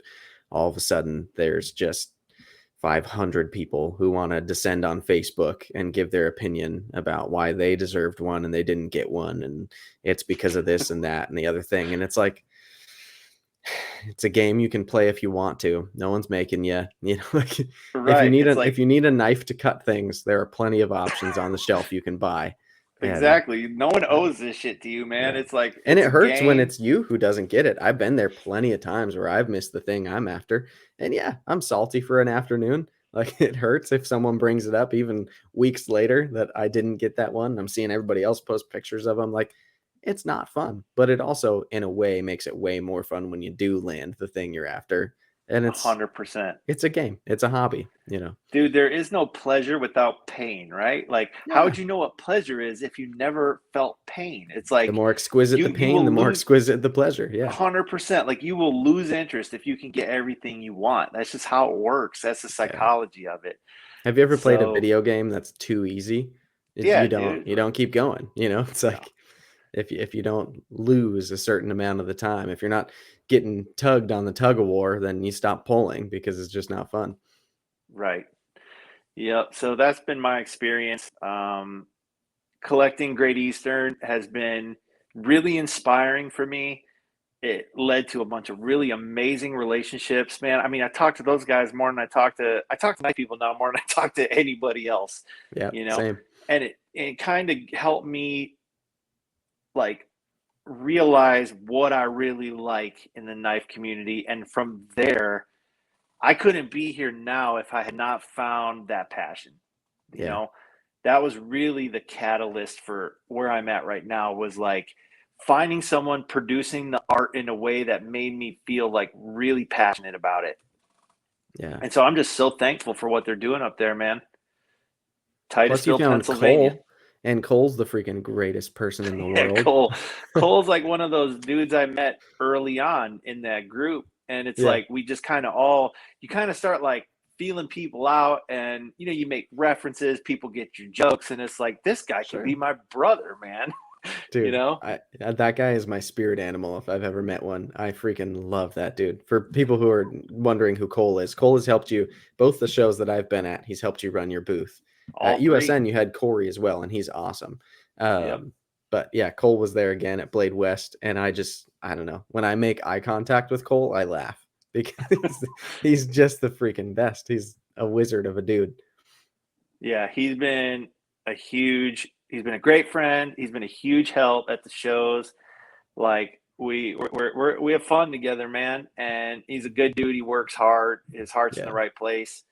And I'm blessed to have him as a friend. And I would have never met him had it not been for this knife community. It would have never met him had it not been for traditional knives. So I don't take that stuff for granted. I try not to. I try to reflect on how blessed I am and like all the like really amazing things that's come into my life from this, and just like bundle up that energy and put it right back into this project and try to give something really cool back to the community with what I'm working on, Hmm. because I feel like that it's like it's energy, dude. It's like spiritual, right? And I'm not like a super spiritual guy, but I feel it. And so I'm just trying to like capture it and like share it. Yeah. The Zennials would call that the vibe. The vibe, yeah. The That's what vibe it is is. right. It's the vibe. Yeah, so I'm envious in a way of the way that you found the traditional knife section of the hobby because I mean, I feel like I kind of have my own, so maybe envious is the wrong word, but like it's such a hobby within the hobby. Like it's a layer that you can only get to if you're into that specific facet of knives, right? And so it sounds like that's a really cool space. I guess that's why I'm envious, is because it seems like one of the cooler kind of corners of what's going on in the knife hobby. But yeah, you like, I don't know, when became part, I don't know whether you can define it as becoming part, but when I kind of became part of like the Spyderco side of the hobby with the Millie Club, particularly about the time that I started my channel is when I joined that Facebook group. Is like a light turned on in so many ways of like, oh, there's like another level to how cool this can be because Hmm. there's more common ground when we've already all bonded over we like sharp objects, right? But when you can get that like specific brand or specific type and then everybody there agrees that that's cool, then the other stuff you're into is also more interesting to those people because you have that common ground. And it's, yeah, I don't know. I encourage people, if you're just generally into knives, to like find an avenue that you find particularly interesting and then like dive down that specific path. And usually that's where some of the like coolest bonds come from. Totally, man. Like it's a right. Find your subculture. Like find your niche. Yeah. Like Chris Reeve, Valley songs, switchblades. Traditional knives, fixed blades. Yeah. Like uh, customs. Like a specific maker, Spyderco Benchmade, right? Like there's all these amazing like rooms in the hallway, so to Yeah. speak. Well, It's like find them. my mind so often goes to cars because that's like a scene that I've been a part of for so much of my life. And it's like if you go to a car meet and you're just into cars and you're just looking around because you think cars are cool, you'll probably have a good amount of fun. There's people who do it. They hear there's a car meet happening in their city, so they go and they're like, "Oh yeah, cars are cool." And they go and they look around. Some things catch their eye, whatever. It would be like going to a knife show and not really like actually being super into a specific type of knife. You just think they're cool. It would be fun, right? Mhm. But the car community gets so much cooler when you have a thing you're into. Like the meets that are just for Porsches are, in my opinion, some of the coolest, nerdiest, most pretentious, most annoying if you're not actually part of them, like most fun meets because Right. everybody is such a geek about that specific thing. And then there's like the muscle car guys. And within that, there's Camaro guys, there's Mustang guys, there's Charger guys. And like they each have their own thing. And sometimes there's like competition between these because those cars are looked at as competitors. And I think there can kind of be that same kind of thing, like Spyderco versus Benchmade. Like if you're really into Benchmade, sometimes you frown upon Spyderco. Sometimes it's good natured and everyone actually likes the other side too, but it's fun to poke fun. And like having a thing within the thing just makes it so much more lively, you know? I totally agree for sure, man. It's like, yeah, find that thing that you want to really focus on, and trust me, you're gonna like those dudes. Yeah. Because I bet you got 10 hobbies. Your other 10 hobbies, they're gonna like them too. Yep. Because like you guys share DNA. You don't realize it until you show up, and it's like, Dude. hey man, this guy could be my brother. It's like, Some of the yeah, group chats that exactly. I'm in that I've been in for a while, it's like unreal how similar those dudes are to me in so many ways. From living all over the country, doing all kinds of different things, totally different family dynamics, careers, like ethnicities, religions, like, but somehow with knives being the catalyst, we find like this whole slew of things that we're incredibly similar on, and like the way we problem solve and look at things tends to be really really similar. It's kind of weird sometimes how much that could draw out similarities in people. Yeah, I've seen the same thing, and I think it's one of the coolest things we got, man. And the internet really helps kind of facilitate that as far as getting people communicating. But like, I will continue to advocate, like, guys, go to the shows, meet these people face to face. Like, you might be intimidated. Oh, it's weird to do this. These are my knife friends. I can't meet them in real life. Like, no, meet them in real life, because if this guy was you went to your high school, you guys would have been best friends. Right. If you guys were in the same college class, you guys would have been looking at each other like, yo, let's like go grab a burger later. Do you like to play Right. this video game? It's like we just unfortunately spread out all over the country. So if you have a chance, meet these folks face to face. You're gonna have a good time. Yeah, absolutely. Okay, so we've covered some pretty good ground. I feel like we've covered where Jack Wolf Knives started, where it is. We've covered the way you've gotten to like your niche within the hobby, getting into traditional knives and GEC specifically. So let's change gears a little bit. And I'm curious because you have a ton of GECs and stuff. You've had Sabenza. You said you've had a pretty robust knife collection. At this point, plus I know you just picked up a really really nice Birdvis knives slip joint at the show, which I'm jealous of. Um, do you have like grail knives now? Like what gets you excited now? Is it still chasing more GECs? Are there other things that have your attention now that you've kind of have you satiated that?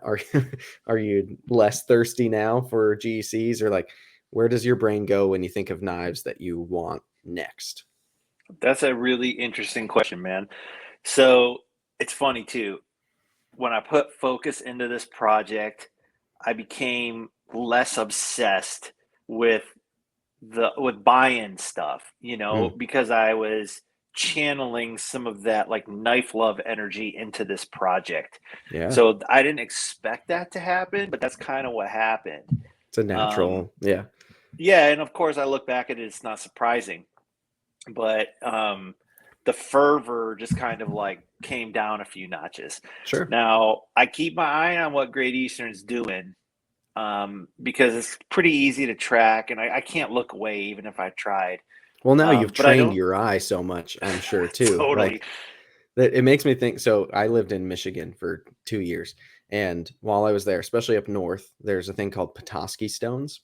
I Yeah, don't know I if you're know quite familiar. very well what they are. Those Yeah, spotted stones for sure. so it's literally fossilized old coral because it used to be a dry like saltwater like ocean bed that was shallow sea. And so now there's these little stones that are made of fossilized coral, and they're really cool looking, especially when they're wet or when they're polished. And every time that I was just walking along the street, like on a sidewalk in northern Michigan, I was always looking because there's rock planters everywhere. And a lot of the time you can just find, because it's just rock from around Michigan that these people put out, there'll just be little Petoskey stones sitting there. And so I'd just make a like habit out of spotting them. And then if I'd find a good one, I'd put it in my pocket and I'd keep on going.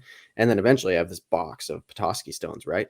But like for a while, getting back to California after being in Michigan for 2 years and constantly looking for them, I found myself still like just naturally when I'd go by rock beds, I couldn't help but look for Petoskey stones, and there's none here. It's not like No, I'm you're gonna not gonna stumble find one. on one. Found some interesting stuff, sure, a lot of like needles and stuff here in LA, but there's like Right, don't touch that. now, yeah, now that your brain is like you've conditioned yourself to be on the cadence of how GECs work. It's like me, I don't buy Spyderco sprints and exclusives hardly ever at this point, but there's not a drop I don't know about.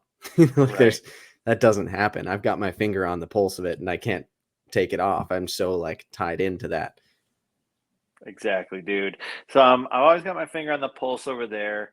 Um, I went through a phase after Great Eastern where I bought knives from custom makers. I got to roll that out for you one of these days when we're together. I would love to I see have it. some Yeah. really, really nice custom slip joints. But dude, I haven't bought one in probably 2 years, you know? Um, Up until the other and day. not until the other day, I had no plans to buy one, but dude, that like Nixon knives are so nice, and his level of fit and finish is so ridiculous I want one that now. And I, I'm again not a big slip joint guy, but dude, and especially after meeting him, talking to him 2 days of the show, I feel like I want a piece of his work. yeah, and that's part of it too. Like I wanted to support the guy, like he's up there doing by hand the old-fashioned way up in Sacramento with no one around him to help him, keeping the art going. And he's, probably closer to my age. A lot of the other dudes are a lot older, So Hmm. it's like, man, I really want to support the young guy who's out there on the West Coast banging out these like highly, highly polished and perfected slip joints. Yeah. And I never got to handle one, and so I never bought one sight unseen. I've learned, custom knife sight unseen isn't always what you expect, Right. because they're handmade. But when I got to his table and I worked the action on that thing and I saw it with my own two eyes, I was like, I get to pick from your whole set here, and I'm not gonna miss this opportunity. So Yeah. yeah, that was pretty cool. So I would say if I bought a Vero left-handed Axon Oh, when he okay. dropped them not that long ago. Typically not the kind of knife I'm gonna buy. But I met Joseph at the show. He was super cool at Blade. Joseph's He was great. super Yeah. super cool to me, man. I think I like what he's got going on. I like his style. I like his ingenuity, and I just like what he's got going on. I wanted to support him. Also, dude, you did a knife for a lefty. Like, thank you. Yeah. And so you want to do more of them. People got to buy these ones. Right. So I felt compelled to support him on that lefty drop. Um, Absolutely. People always complain that certain OEMs won't make manual cars anymore. And yet, right, when those same OEMs put out manual cars, those buyers who want manuals only want to buy used manuals at their low market value. They're never buying new ones. And so it's like this vicious cycle of people like save the manuals and then they never buy new cars in a manual. And it's like, right. yeah, you're killing it, bro. Yeah, you got to step up, man. Yeah. It's When like that they're going to lefty take the knife comes risk. out as a lefty, if you want to see more of them, put your money where your mouth is and buy one of them. Yeah. 100%, man. Like, as many times as I've asked, hey, man, do you make that in a lefty? And I don't gripe at people because I get it. It's 10% of the population, and then 1% of the 10% are going to buy. It's Right. like you're doing that as a favor to the Yeah. community. And so it's like, I'm picking up what you're putting down, literally, you Yeah. know? So yes, I bought that. And otherwise, man, I'm just like I'm trying to appreciate more what I already have, kind of in that phase of it, Hmm. and put my energy into, instead of like hunting the fields to try to catch the greatest trophy, I'm like putting that energy into my project. Yeah. I dig that. I think it's cool too. Like, I don't know. I feel like I've observed even before. I don't know if it's even appropriate to call myself a knife designer at this point. I'm getting started at it, right? But like the designers and makers that I've observed for the last few years in the hobby, it seems to me that when they share what new knives they're getting, their type of collecting has always seemed a little different to me, and it's been intriguing that it has, because so many of them it's more like I'm friends with this guy. We talk a lot and he made this knife, so I got one. and I Hmm. like it. It's good. Now I'm going to share a picture of it. But it's very rarely like they're chasing something because I don't know, maybe it's something about the creative pursuit. Like you mentioned, like once you're trying to get your own ideas out, when I first got the prototypes of the Avant, there was nothing else that interested me. Like as a reviewer, I was still bringing in some things that like baseline interest me. Sure, there are things that have interesting things going on with them, but I could have been very happy to just keep the Avant in my pocket for months. I still could, like it's taken me to a place that I hadn't experienced with knives really before. And I imagine if you're constantly in that space, constantly designing something new, then you're so focused on trying to get your idea out of your head and onto paper, and then from paper into CAD, and then from CAD into a prototype, and then from prototype into a real thing. And it's like, by the time you get that real thing, man, that's a lot. And there's little space for like other noise in the hobby. 100%. And it's like, man, it's like if I could make the perfect knife, if I could buy the perfect knife, well, I'll just make it. I'll just design it, Yeah. And it's like before long, it's like, well, I'm not chasing stuff because anything I wanted just came out of my brain, and several months later, there it is sitting on my table. Yeah. And so it's like, yeah, it changes your perspective for sure. It does, and I think in a good way, um, because it's just a redirection of that energy from a consuming energy to a producing energy. And Hmm. not everybody's got to do that, and it's got to be the right time in your life if you are going to do it. But it's cool.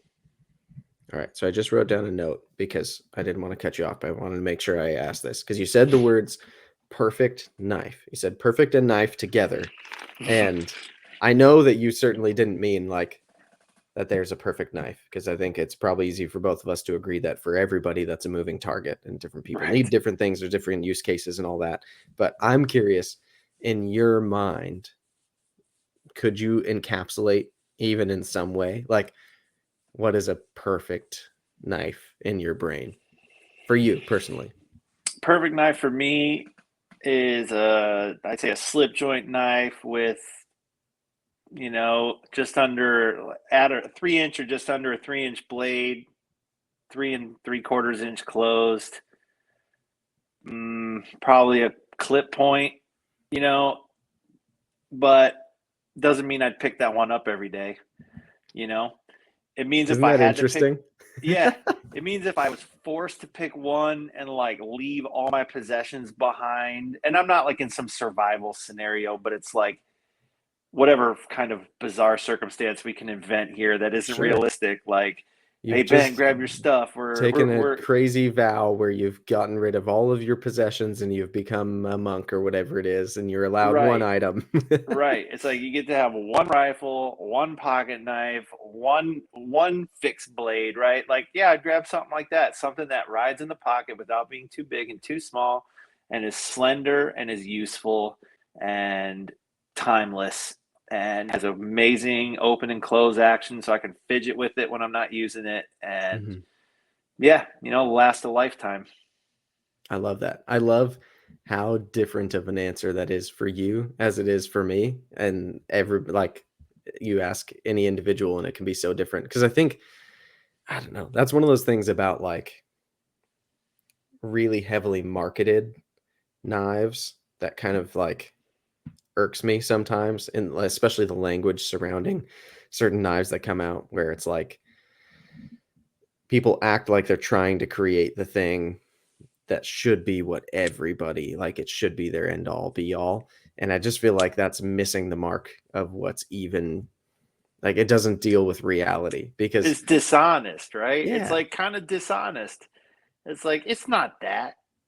right. And especially once you get into the hobby, like if you're somebody who's spending a lot of your time on Instagram looking at knives and in Facebook groups about knives and on YouTube watching videos about knives, if you're listening to this podcast and you're an hour and a half in about knives, like to you, your answer is probably like the one you just gave, where it's like, and that's not even the knife I'd grab every day.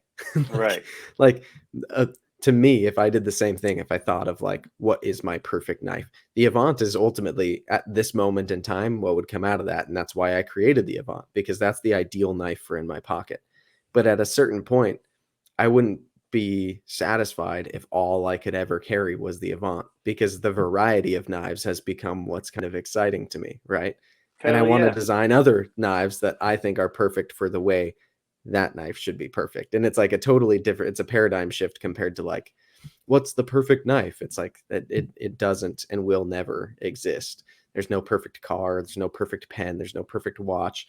Like, we're human beings, we all have different Right. hands, different tastes, different, like everything has variety. And I think that's kind of what's fun about it, is your perfect is so different from my perfect. Absolutely, man. And they say variety is the spice of life, and it's like 100% true. You Yeah. know, it's like look at how diverse everybody is in their interests and how they dress and how they talk and things they like and the things they do. And it's like, why define the perfect knife? It's futile. You Yeah, know, I I love agree. that. Okay, so there's a question I like to ask makers and designers, people kind of on this side of things. What has been like the most unexpected lesson that you've learned or had to learn from like creating Jack Wolf knives, whether it's in design or in the business side of it? Like, what's the thing you didn't expect the most out of the whole experience so far? So I feel like most of us, there's probably a few moments we can point to when we go down this rabbit hole of like creating a knife company and designing and all that. But before you started, what's the biggest thing that you didn't expect to have learned? Yeah. So, well, for sure, I did not anticipate the supplier problems. Mhm. You know? And I thought that that was like a foregone conclusion that I would not have any problems on that side of things. And that was naive Mm. or, uneducated. And it wasn't until I started talking, well, until I had the firsthand experience, but also going to those shows. Another reason to go to shows, guys, if you're on the industry side and you want to meet people and learn from their experiences, it's like this is a common thread. And it's not just a during COVID thing, like it's always been this way. It's hard to get knives, Mm. you know, like I'm hearing this from people who get knives in America. I'm hearing it from people who get knives in Taiwan. I'm hearing it from people who get knives in China. I'm hearing it from people who get knives in Italy. It's hard to get knives. And you know why? Yeah. Knives are hard to make. Quality knives are hard to make. These are highly precise. They require a lot of machine time and, in certain instances, a lot of labor. Hmm. They're just hard to make. And it seems like right now, anything that's of a reasonable quality that gets made gets purchased. And so you have demand outstripping supply, Yeah. and it ain't easy. I think I thought it was going to be easier to get the knives than it has been. I knew all the other stuff that I've been doing was going to be hard, and I've been approaching it as if it's hard. All the Mm. promotion, the brand identity, relationship building, like that stuff's blood, sweat, and tears, a lot of grunt work. And I kind of knew that going in. And I think maybe other people with a little less experience on that side might not realize how much work that takes. Like your brand doesn't create its own identity, you Right. know, you have to forge that. And so I sort of properly estimated that, but I underestimated that there would be difficulty getting supply. Yeah. No, that makes a lot of sense. I think it's one of the sentiments that I've heard kind of reverberating in some circles lately too is like, I don't know, maybe it stems more so from like certain custom makers building stuff with their hands. Maybe it's because there's the whole like anti Chinese OEMs sentiment going on from certain individuals lately and all that kind of stuff, which like it's its own discussion. But I've noticed a lot of people mentioning like it's just so easy to become a designer in today's world, and then you basically just like send a drawing to, you pick whatever OEM you want, and then you send them some money. And so if you have money and you draw something simple, then all of a sudden you're a knife company, and it gets like so oversimplified. And in many ways it's easier than it's ever been, for sure. Even I, having only done it now, can say for sure that because of the type of I don't know, the way that the OEMs are set up now, it's easier than ever to get in the door and like have a knife made. But you're right, it's so much more complex than putting it in that box of like, yeah, I just send them a drawing and send them some money, and then later I have knives and they're perfect and everything's great and people buy them and now I make money hand over fist. It's like Yeah. nowhere near like that for anybody I know who's doing it or has done it. There's there's a lot more that goes into it than that. And there's also quite a few knives that get thought about and get presented for OEM runs and maybe get prototyped, maybe even get put into production, and then they don't sell well. And those companies lose money or fizzle or whatever it is. And it's like that's happened to friends of mine where they've had a design that just didn't make it. And so it's not like a sure thing that because you draw a knife and have a company willing to make it, that it's even going to get there. Like there's a lot that's that's happening to make a brand, to get marketing out there, and even just to have a design that can stand on its own too. That's its own hurdle. I totally agree. And then the other thought, that crosses my mind is, okay, so you get started, you have some initial success. What's your vision from there? How do you scale it? Yeah. What's your plan? Are you going to stay involved with the same OEM? Are you going to diversify yourself across multiple OEMs? Are you going to try to establish a relationship with some US manufacturing and start subcontracting out parts? Are you going to get yourself a space and try to bring some things in house? Like, what are you going to do next? Right. What I Do can you tell have a you next is, design? Like, do you have a next design? Do you have a vision? Right? Because like you can spark a little fire, but you know how to build the fire. Like, can we get right. this thing roaring? And it's like you always got to be thinking about what's next. What am I going to do next? How am I going to diversify this? How am I going to keep everybody interested? How am I going to minimize my risk?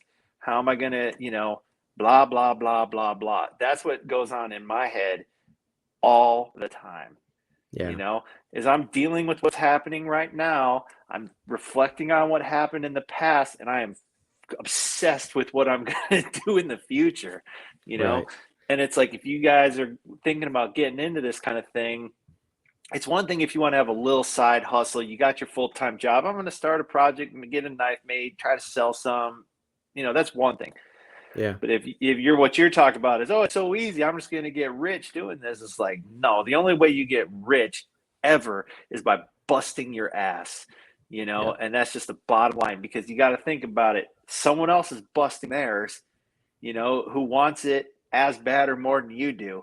And if you don't Yep. approach your shit every day with that mentality, then you're going to fall behind. Yeah. Um, so I yeah, that's almost my think experience. too, like if you're somebody who's wanting to do it as like a side hustle extension of the hobby kind of thing, like you think it's interesting and would be fun, I would almost I'd find it very easy to recommend doing licensing work, not doing OEM runs because like I don't want to say I'm dreading. I'm looking forward to it in a lot of ways, but it's like a nervous energy around once my production lands and in Ryan's garage, all of a sudden we've got hundreds of knives that we need to QC and then package and fill out cards for and ship and then have to like pray that USPS gets these knives where they're supposed to go. Like there's so much more to it than designing the knife, right? And creating something that people want to buy. Now you got to get it to them and they got to like it. And like just logistically, there's so many hurdles. And then if you want to be successful at it on this end of it, you got to do that again and you got to do more and more and more of them. And it's like, then eventually you got to figure out how to run a business at scale behind it. Because if it gets to a point where you can't do it yourself, now you got to have employees. What do those employees do? Like, that's so much more than designing knives at a certain point. And I don't know. Those are things that intrigue me and interest me. And luckily, I feel like I want to do those things in a lot of ways because that's where I see my future about it going. But I think you're right. The vision of what you're going to do and what your plans are for it has to be pretty well set out before you. Otherwise you can be totally caught off guard, or you could have a moment where you have this big flare up of flame like you said, and then you let it die out, and then to try to get it going again once all that's cooled down is real tough. For sure. Yep, absolutely. I just had a thought cross my mind and I lost it. I hate that. But no, you're absolutely right, man. You're 100% absolutely right. It's the license. So okay, the licensing side of it is how it's been done historically, right? Like that's a Hmm. tried and true model. Hmm. And it isn't until recently that the opportunity to have more control and have a company with low minimum order quantities through these OEMs has been available. Yep. And it's an amazing opportunity, but it isn't the only opportunity, right? Like that opportunity to license designs, maybe to some companies like yours or mine, still exist. And so it's like if you have ideas, think about that. It's like this isn't the only way. This is Yeah. a very difficult, painful way. But of course, with risk comes reward. Yeah, more So juice from more squeeze. That's like that's you right. can, if you put more in, then you ought to get more out, and that's why this avenue exists the way it does now, is because people have realized you can be a lot more profitable if you do this compared to the crumbs you get on each unit sold if you've licensed it. Which I think about that sometimes. Like, imagine if you're Osborne and you designed the Benchmade 940. I have no idea what his setup was, but if that was a typical, in today's terms, licensing agreement, and he's making a couple of bucks per knife, like, sure, he probably made a fortune with how many they sold of that particular unit. But imagine if he had OEM'd that knife and it sold that Right. many units, how much Right. more of a fortune that guy would have made. But is that the life he wanted either? Like, he Well, designed a right. lot of And knives. that's an interesting conversation. I was having a conversation with, I won't name his name just because, I don't know how much of this he would want me to divulge tied to his name, but he licenses to CRKT. Hmm. And the conversation was like, CRKT, they have like a boardroom with all these like Ivy League educated dudes and like multiple like salespeople and teams and whiteboards and like this massive distribution It's network a that can machine. sell. It's a machine, dude. It's a highly tuned, highly sophisticated, operating up here type of machine with distribution that can reach its tentacles fucking everywhere. And Yeah, it's like you can't do that as a mom and pop OEM. Like it is not the same, you right. know? And so it's like, yeah, Osborne designs a knife. Does he have the level of distribution that those guys have? Like, no way. Nope. Like, could he have done well for himself? I'm sure. But dude, if you design a banger that goes to one of these major shops that distributes all over the world and is every sporting goods store across the country, it's like we're talking hundreds of thousands of units. Yep. you know, it's like a whole nother level, and it's mailbox money, dude. You designed it once, and then the checks just roll. Right. Yeah, So ultimately, I'd like to do both. Like, I plan to do OEM runs, but don't kid yourself. I'm absolutely open to licensing designs and seeing if those have legs. And, like, I think that would be super fun to put certain designs out that way. Right. But the fear is, like, is it good if it really takes off? Or then do you kick yourself because if you had kept that as yours, would you have done good enough with it that it would feel more meaningful for it to be yours? Like, it's this Pandora's box thing, I guess. I think it depends. It's a personal decision. What's best for you in your life at this time of your life with your skills and your situation. For someone who's got a really talented like design aspect to their brain and they're not interested in running a business and they're not interested in dealing with suppliers and dealers and going to shows and talking to everybody, like, you spend more time doing that stuff than you do actually designing stuff. That's the Yeah. reality of it. So if like Oh, you don't by want to far. deal with that shit, you're better off spending 30, 40 hours a week just cranking out in your design room. Like pump out 40 designs, try to license as many of them as you can, maybe one or two of them hit and it's like bam. You Yeah. know, the point is that guy's working his 40 to 60 hours a week doing that.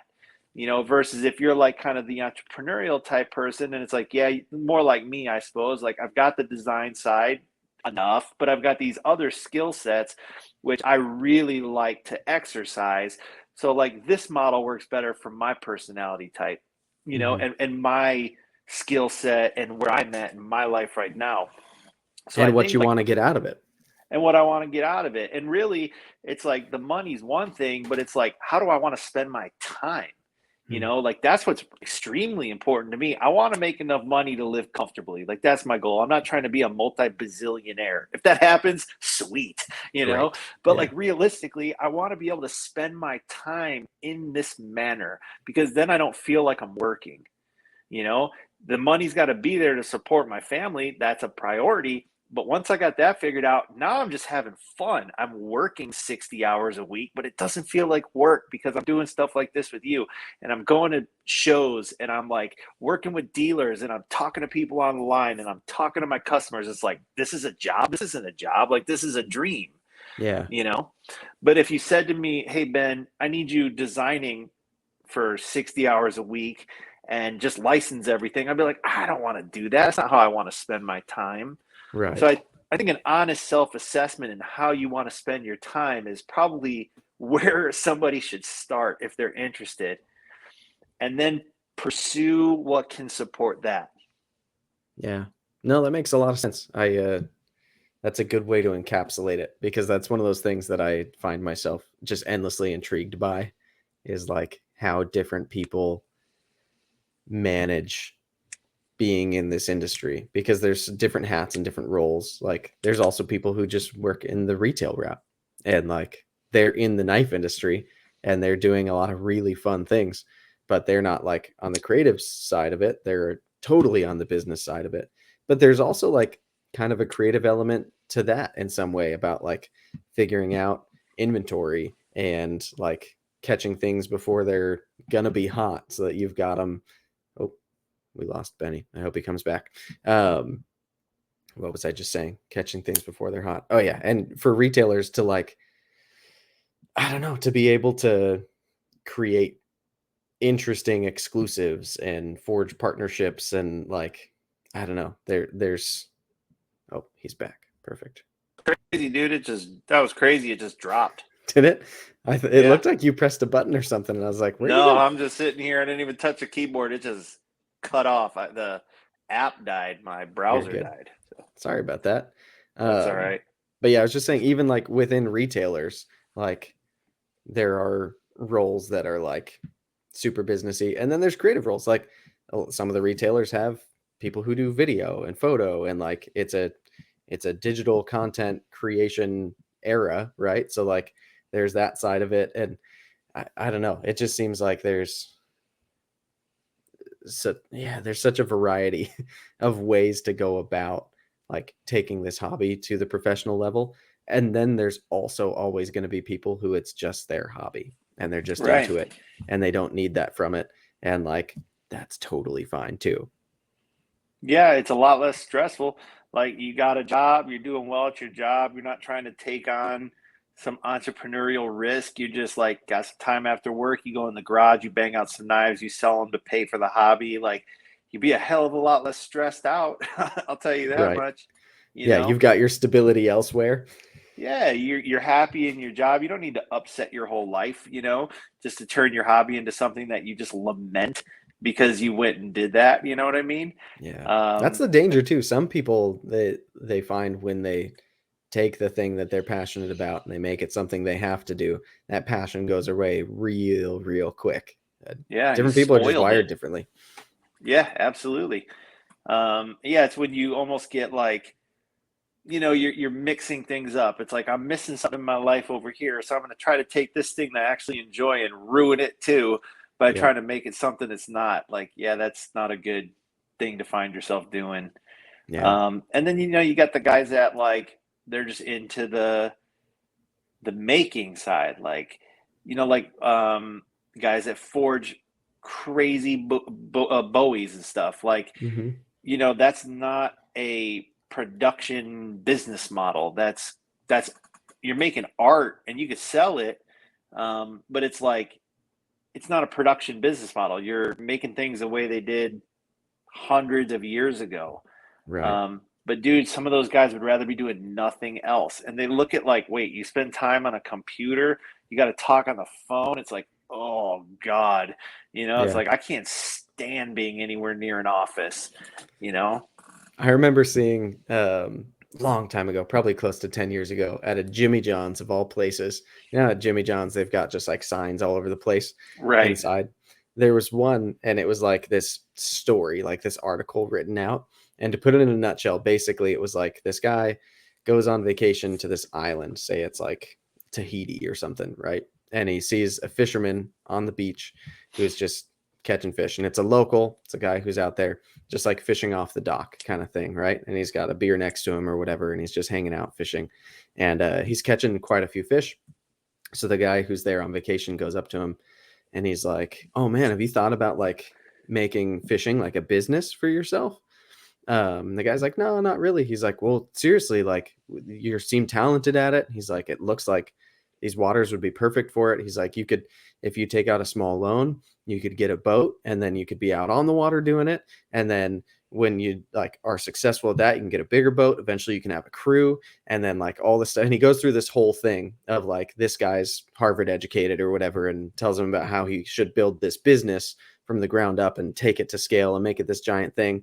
And then at the end of it, the guy who's fishing is like, "And then what?" And the guy's like, "Well, then like you'll be sitting on a fortune, you can retire, your kids will be taken care of." He's like, "So at the end of it all, I could come back and I could stand on this dock and I could start fishing for fun." Like that's what Right. I could do if I get there, right? Instead of just fishing for enough to have for today, I could do all that to come back here and fish again. And it's like Right. sometimes that it's good for me to keep stuff like that in mind where for those custom makers who just love to build knives, like it doesn't have to become this giant crazy, like they don't have to be the next Benchmade and have 100 employees and a bunch of machines. Like what they want to do is what they're doing. And I think there's Right. something really cool about that side of it too. I agree. You know why? Because they enjoy how they spend their time.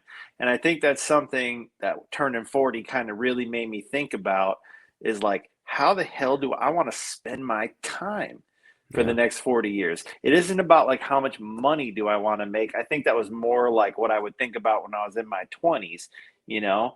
Or like what do I want to buy and stuff like that. Like my focus has changed. It's like, well, shit. I mean, I basically just kind of like hit the 50% mark on the journey. Like I turned Sure. the corner, could be older, could be younger, whatever. But it's like, how do I want to spend my time? Because time is starting to clip by like this, you Yeah. know? And so where my head is at now is like, if I'm not enjoying how I'm spending my time, I'm kind of doing something wrong. Now that's not, which is funny because I got more stress now than I've ever had ever in my life by like Right. leaps and by leaps and bounds. But it's But stress you were like asking for. totally, it's like I welcomed it, Yeah. and it's being able to cope with that that's going to allow me to be better, a better professional, a better father, like a better everything, because I'm challenging myself on a regular basis but within the confines of like this is how I want to be spending my time. I'm not miserable. I'm under pressure, I'm under stress, but I don't feel miserable, and I guess that's how I know I'm on the right path, or at least I Hmm. feel I am. Yeah. Remind me after this. There's a podcast that I just thought of that I need to send you a link to. It's I think it's the Dave Rubin podcast. He had on this guy named Jesse Itzler. I don't know if you've ever heard of him. Mm-mm. He super super interesting guy. He started out as a rapper in Long Island when he was like a late teenager or whatever, white dude, and then went from that to he did a number of things. He started like a private jet leasing company with a buddy that he met after doing that, and then ended up selling that company to like Warren Buffett Hmm. eventually. And then he started like Vita Coco coconut water, I think it is. And he's done all these things, and now he like owns the New York Knicks. Um, Wow. I think that's who he owns. I don't know. He owns an NBA team. He did the jingle for the New York Knicks way back in the day. The "We Are the New York Knicks," that whole thing. Anyway, he was on this podcast and he's a wildly successful monetarily person, right? And I don't even remember how I got turned on to this podcast. Someone must have recommended it to me, but he's actually the reason I found out about David Goggins. He wrote a book about how he invited David Goggins to come live with him at his house and train him. And he wrote a book about that whole experience called Living with a SEAL. Anyway, one of the biggest takeaways I had from his podcast with Dave Rubin was he, like, at a certain point in his life, he figured out, he did the math based on like average life expectancy of males in his family and all that kind of stuff, and then like meaningful years versus years where you're kind of deteriorated. And he was like, if I don't like weekly go out on a date night with my wife, like if instead I do that monthly, how much of a difference is that in time that I spend with my wife alone? If I don't take my kids on a camping trip once a month and instead I do it twice a year, however much it ends up happening on its own without, like, because I let things get in the way. How much less time is that with my kids doing these things? And he figured out, and all of a sudden it became like really finite how much Mm, each of those amounts of time when he segmented what he was already doing in his life was. Um, and every time I actually listen to that podcast kind of recurringly because I feel like it's one that like centers me in that way. And I love that that's kind of a theme of you doing this, is it's like time is your most finite thing. It is for all of us. And so for you to have that moment where it's like, what do I want to do? And not because it's easy, not because it's like I want to retire early, but because it's what you're like, you want to be anxiously engaged in. I love that. That's a really yeah. cool like way to get here, you know. Yeah, man. I would be interested to listen to that podcast for sure, because that sounds like someone's journey I'd love to listen to. And yeah, that was a big revelation for me, was not just kind of going through spending my time how I could or how it was easy. Yeah. It's like set aside what's easy. It's like, let's decide what I want. Let me Yeah. quantify what I want. Let me try to come up with something that I think, based on my experience, that can be successful. You obviously have to be grounded in a certain amount of reality, you know, but don't be afraid at the same time to aim high, Yeah. because it's amazing what we can be capable of when we're truly motivated. Um, and so, yeah, man, that's where I'm at with it. It's how I want to spend my time, what I want to achieve, and just going for it, man. Like you said, diving in. Yeah. I love it, dude. If I were to encapsulate a person diving into the knife industry right now, like if somebody asked me on the street who is that person, I would say it's Jack Wolf Knives for sure. Like you really are. You've kind of broken the mold in that way.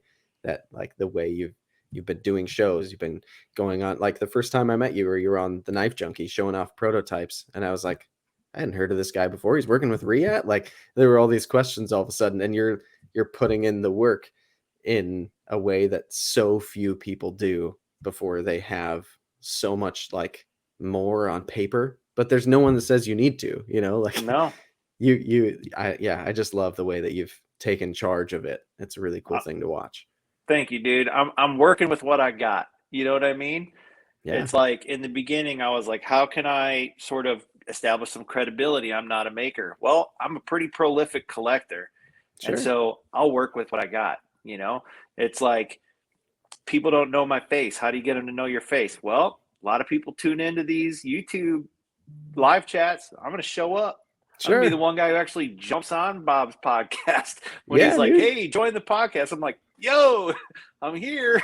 Let's talk about stuff. It's like, Yeah. you want Well, and people so to many know who people you. make excuses and they say, well, because I don't have that yet, that's the out for themselves. And so I love Right. that you like, it's bold the way that you just like, no, what do I have? How can I work with it? Instead of, oh, I don't have that. So I guess I'm not invited to sit at the table. Like, no one makes rules for these tables. Like, No, no just one show up at the does. table, And man. show up at the table. And a big thing that you got to overcome is like fear of failing in front of people. Like that's a huge fear, whether people want to admit it or not. Like no one wants to make a mistake. No one wants to look stupid. No one definitely wants to fail in an entrepreneurial pursuit. Like we don't like failing. Doesn't feel good, but Yeah. it's like you cannot win unless you fail Yeah. sometimes, like, and so I was just like, I don't give a shit if I fucking fail because I'm going to get my ass back up and figure out how to get it done, Yeah. and that just means I have to keep showing up every day, show up, get something done, make a list, get something done off the list, add three more things to the list, It's like Yeah. just relentless, man.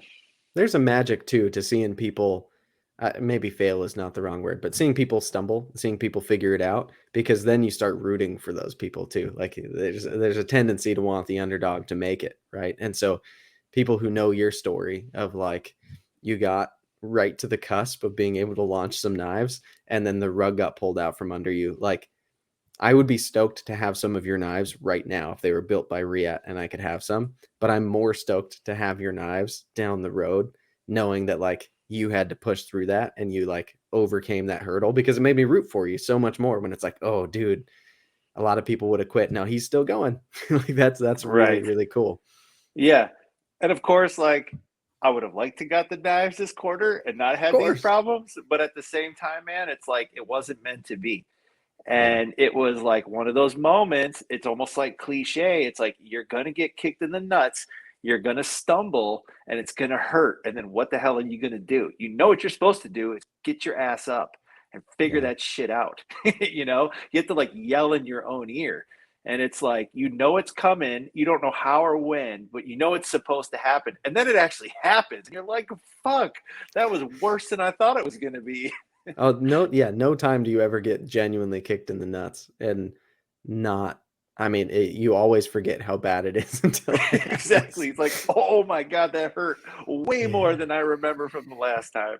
Yeah, Oh, yeah, man. dude, for Well, sure. Ben, so we've gone 2 hours. I know we started this later than I typically even start these, and you're an hour ahead of me, right? It's midnight for you? It's 11. We'll, Oh, probably we'll because do of that. daylight savings or Yeah, whatever. we don't practice daylight savings in Arizona. It's one of those like independence things we got going on here. I mean, daylight savings is a weird made up thing anyways. I don't know how we're still doing that Exactly. as a civilized world, but anyway, it's late for both of us. We got kids and all that kind of stuff, and tomorrow's still a weekday. So I know I'm going to be up early. Yep. Um, I want to do this again. I'm sure we will. And until the next time, tell people where they can find you on social media. Like, where can people find Jack Wolf Knives? Is there a site? Is there social media channels? What's the best way to get tied into what you're doing? For sure. So I'm everywhere on by design. JackWolfKnives.com is my website.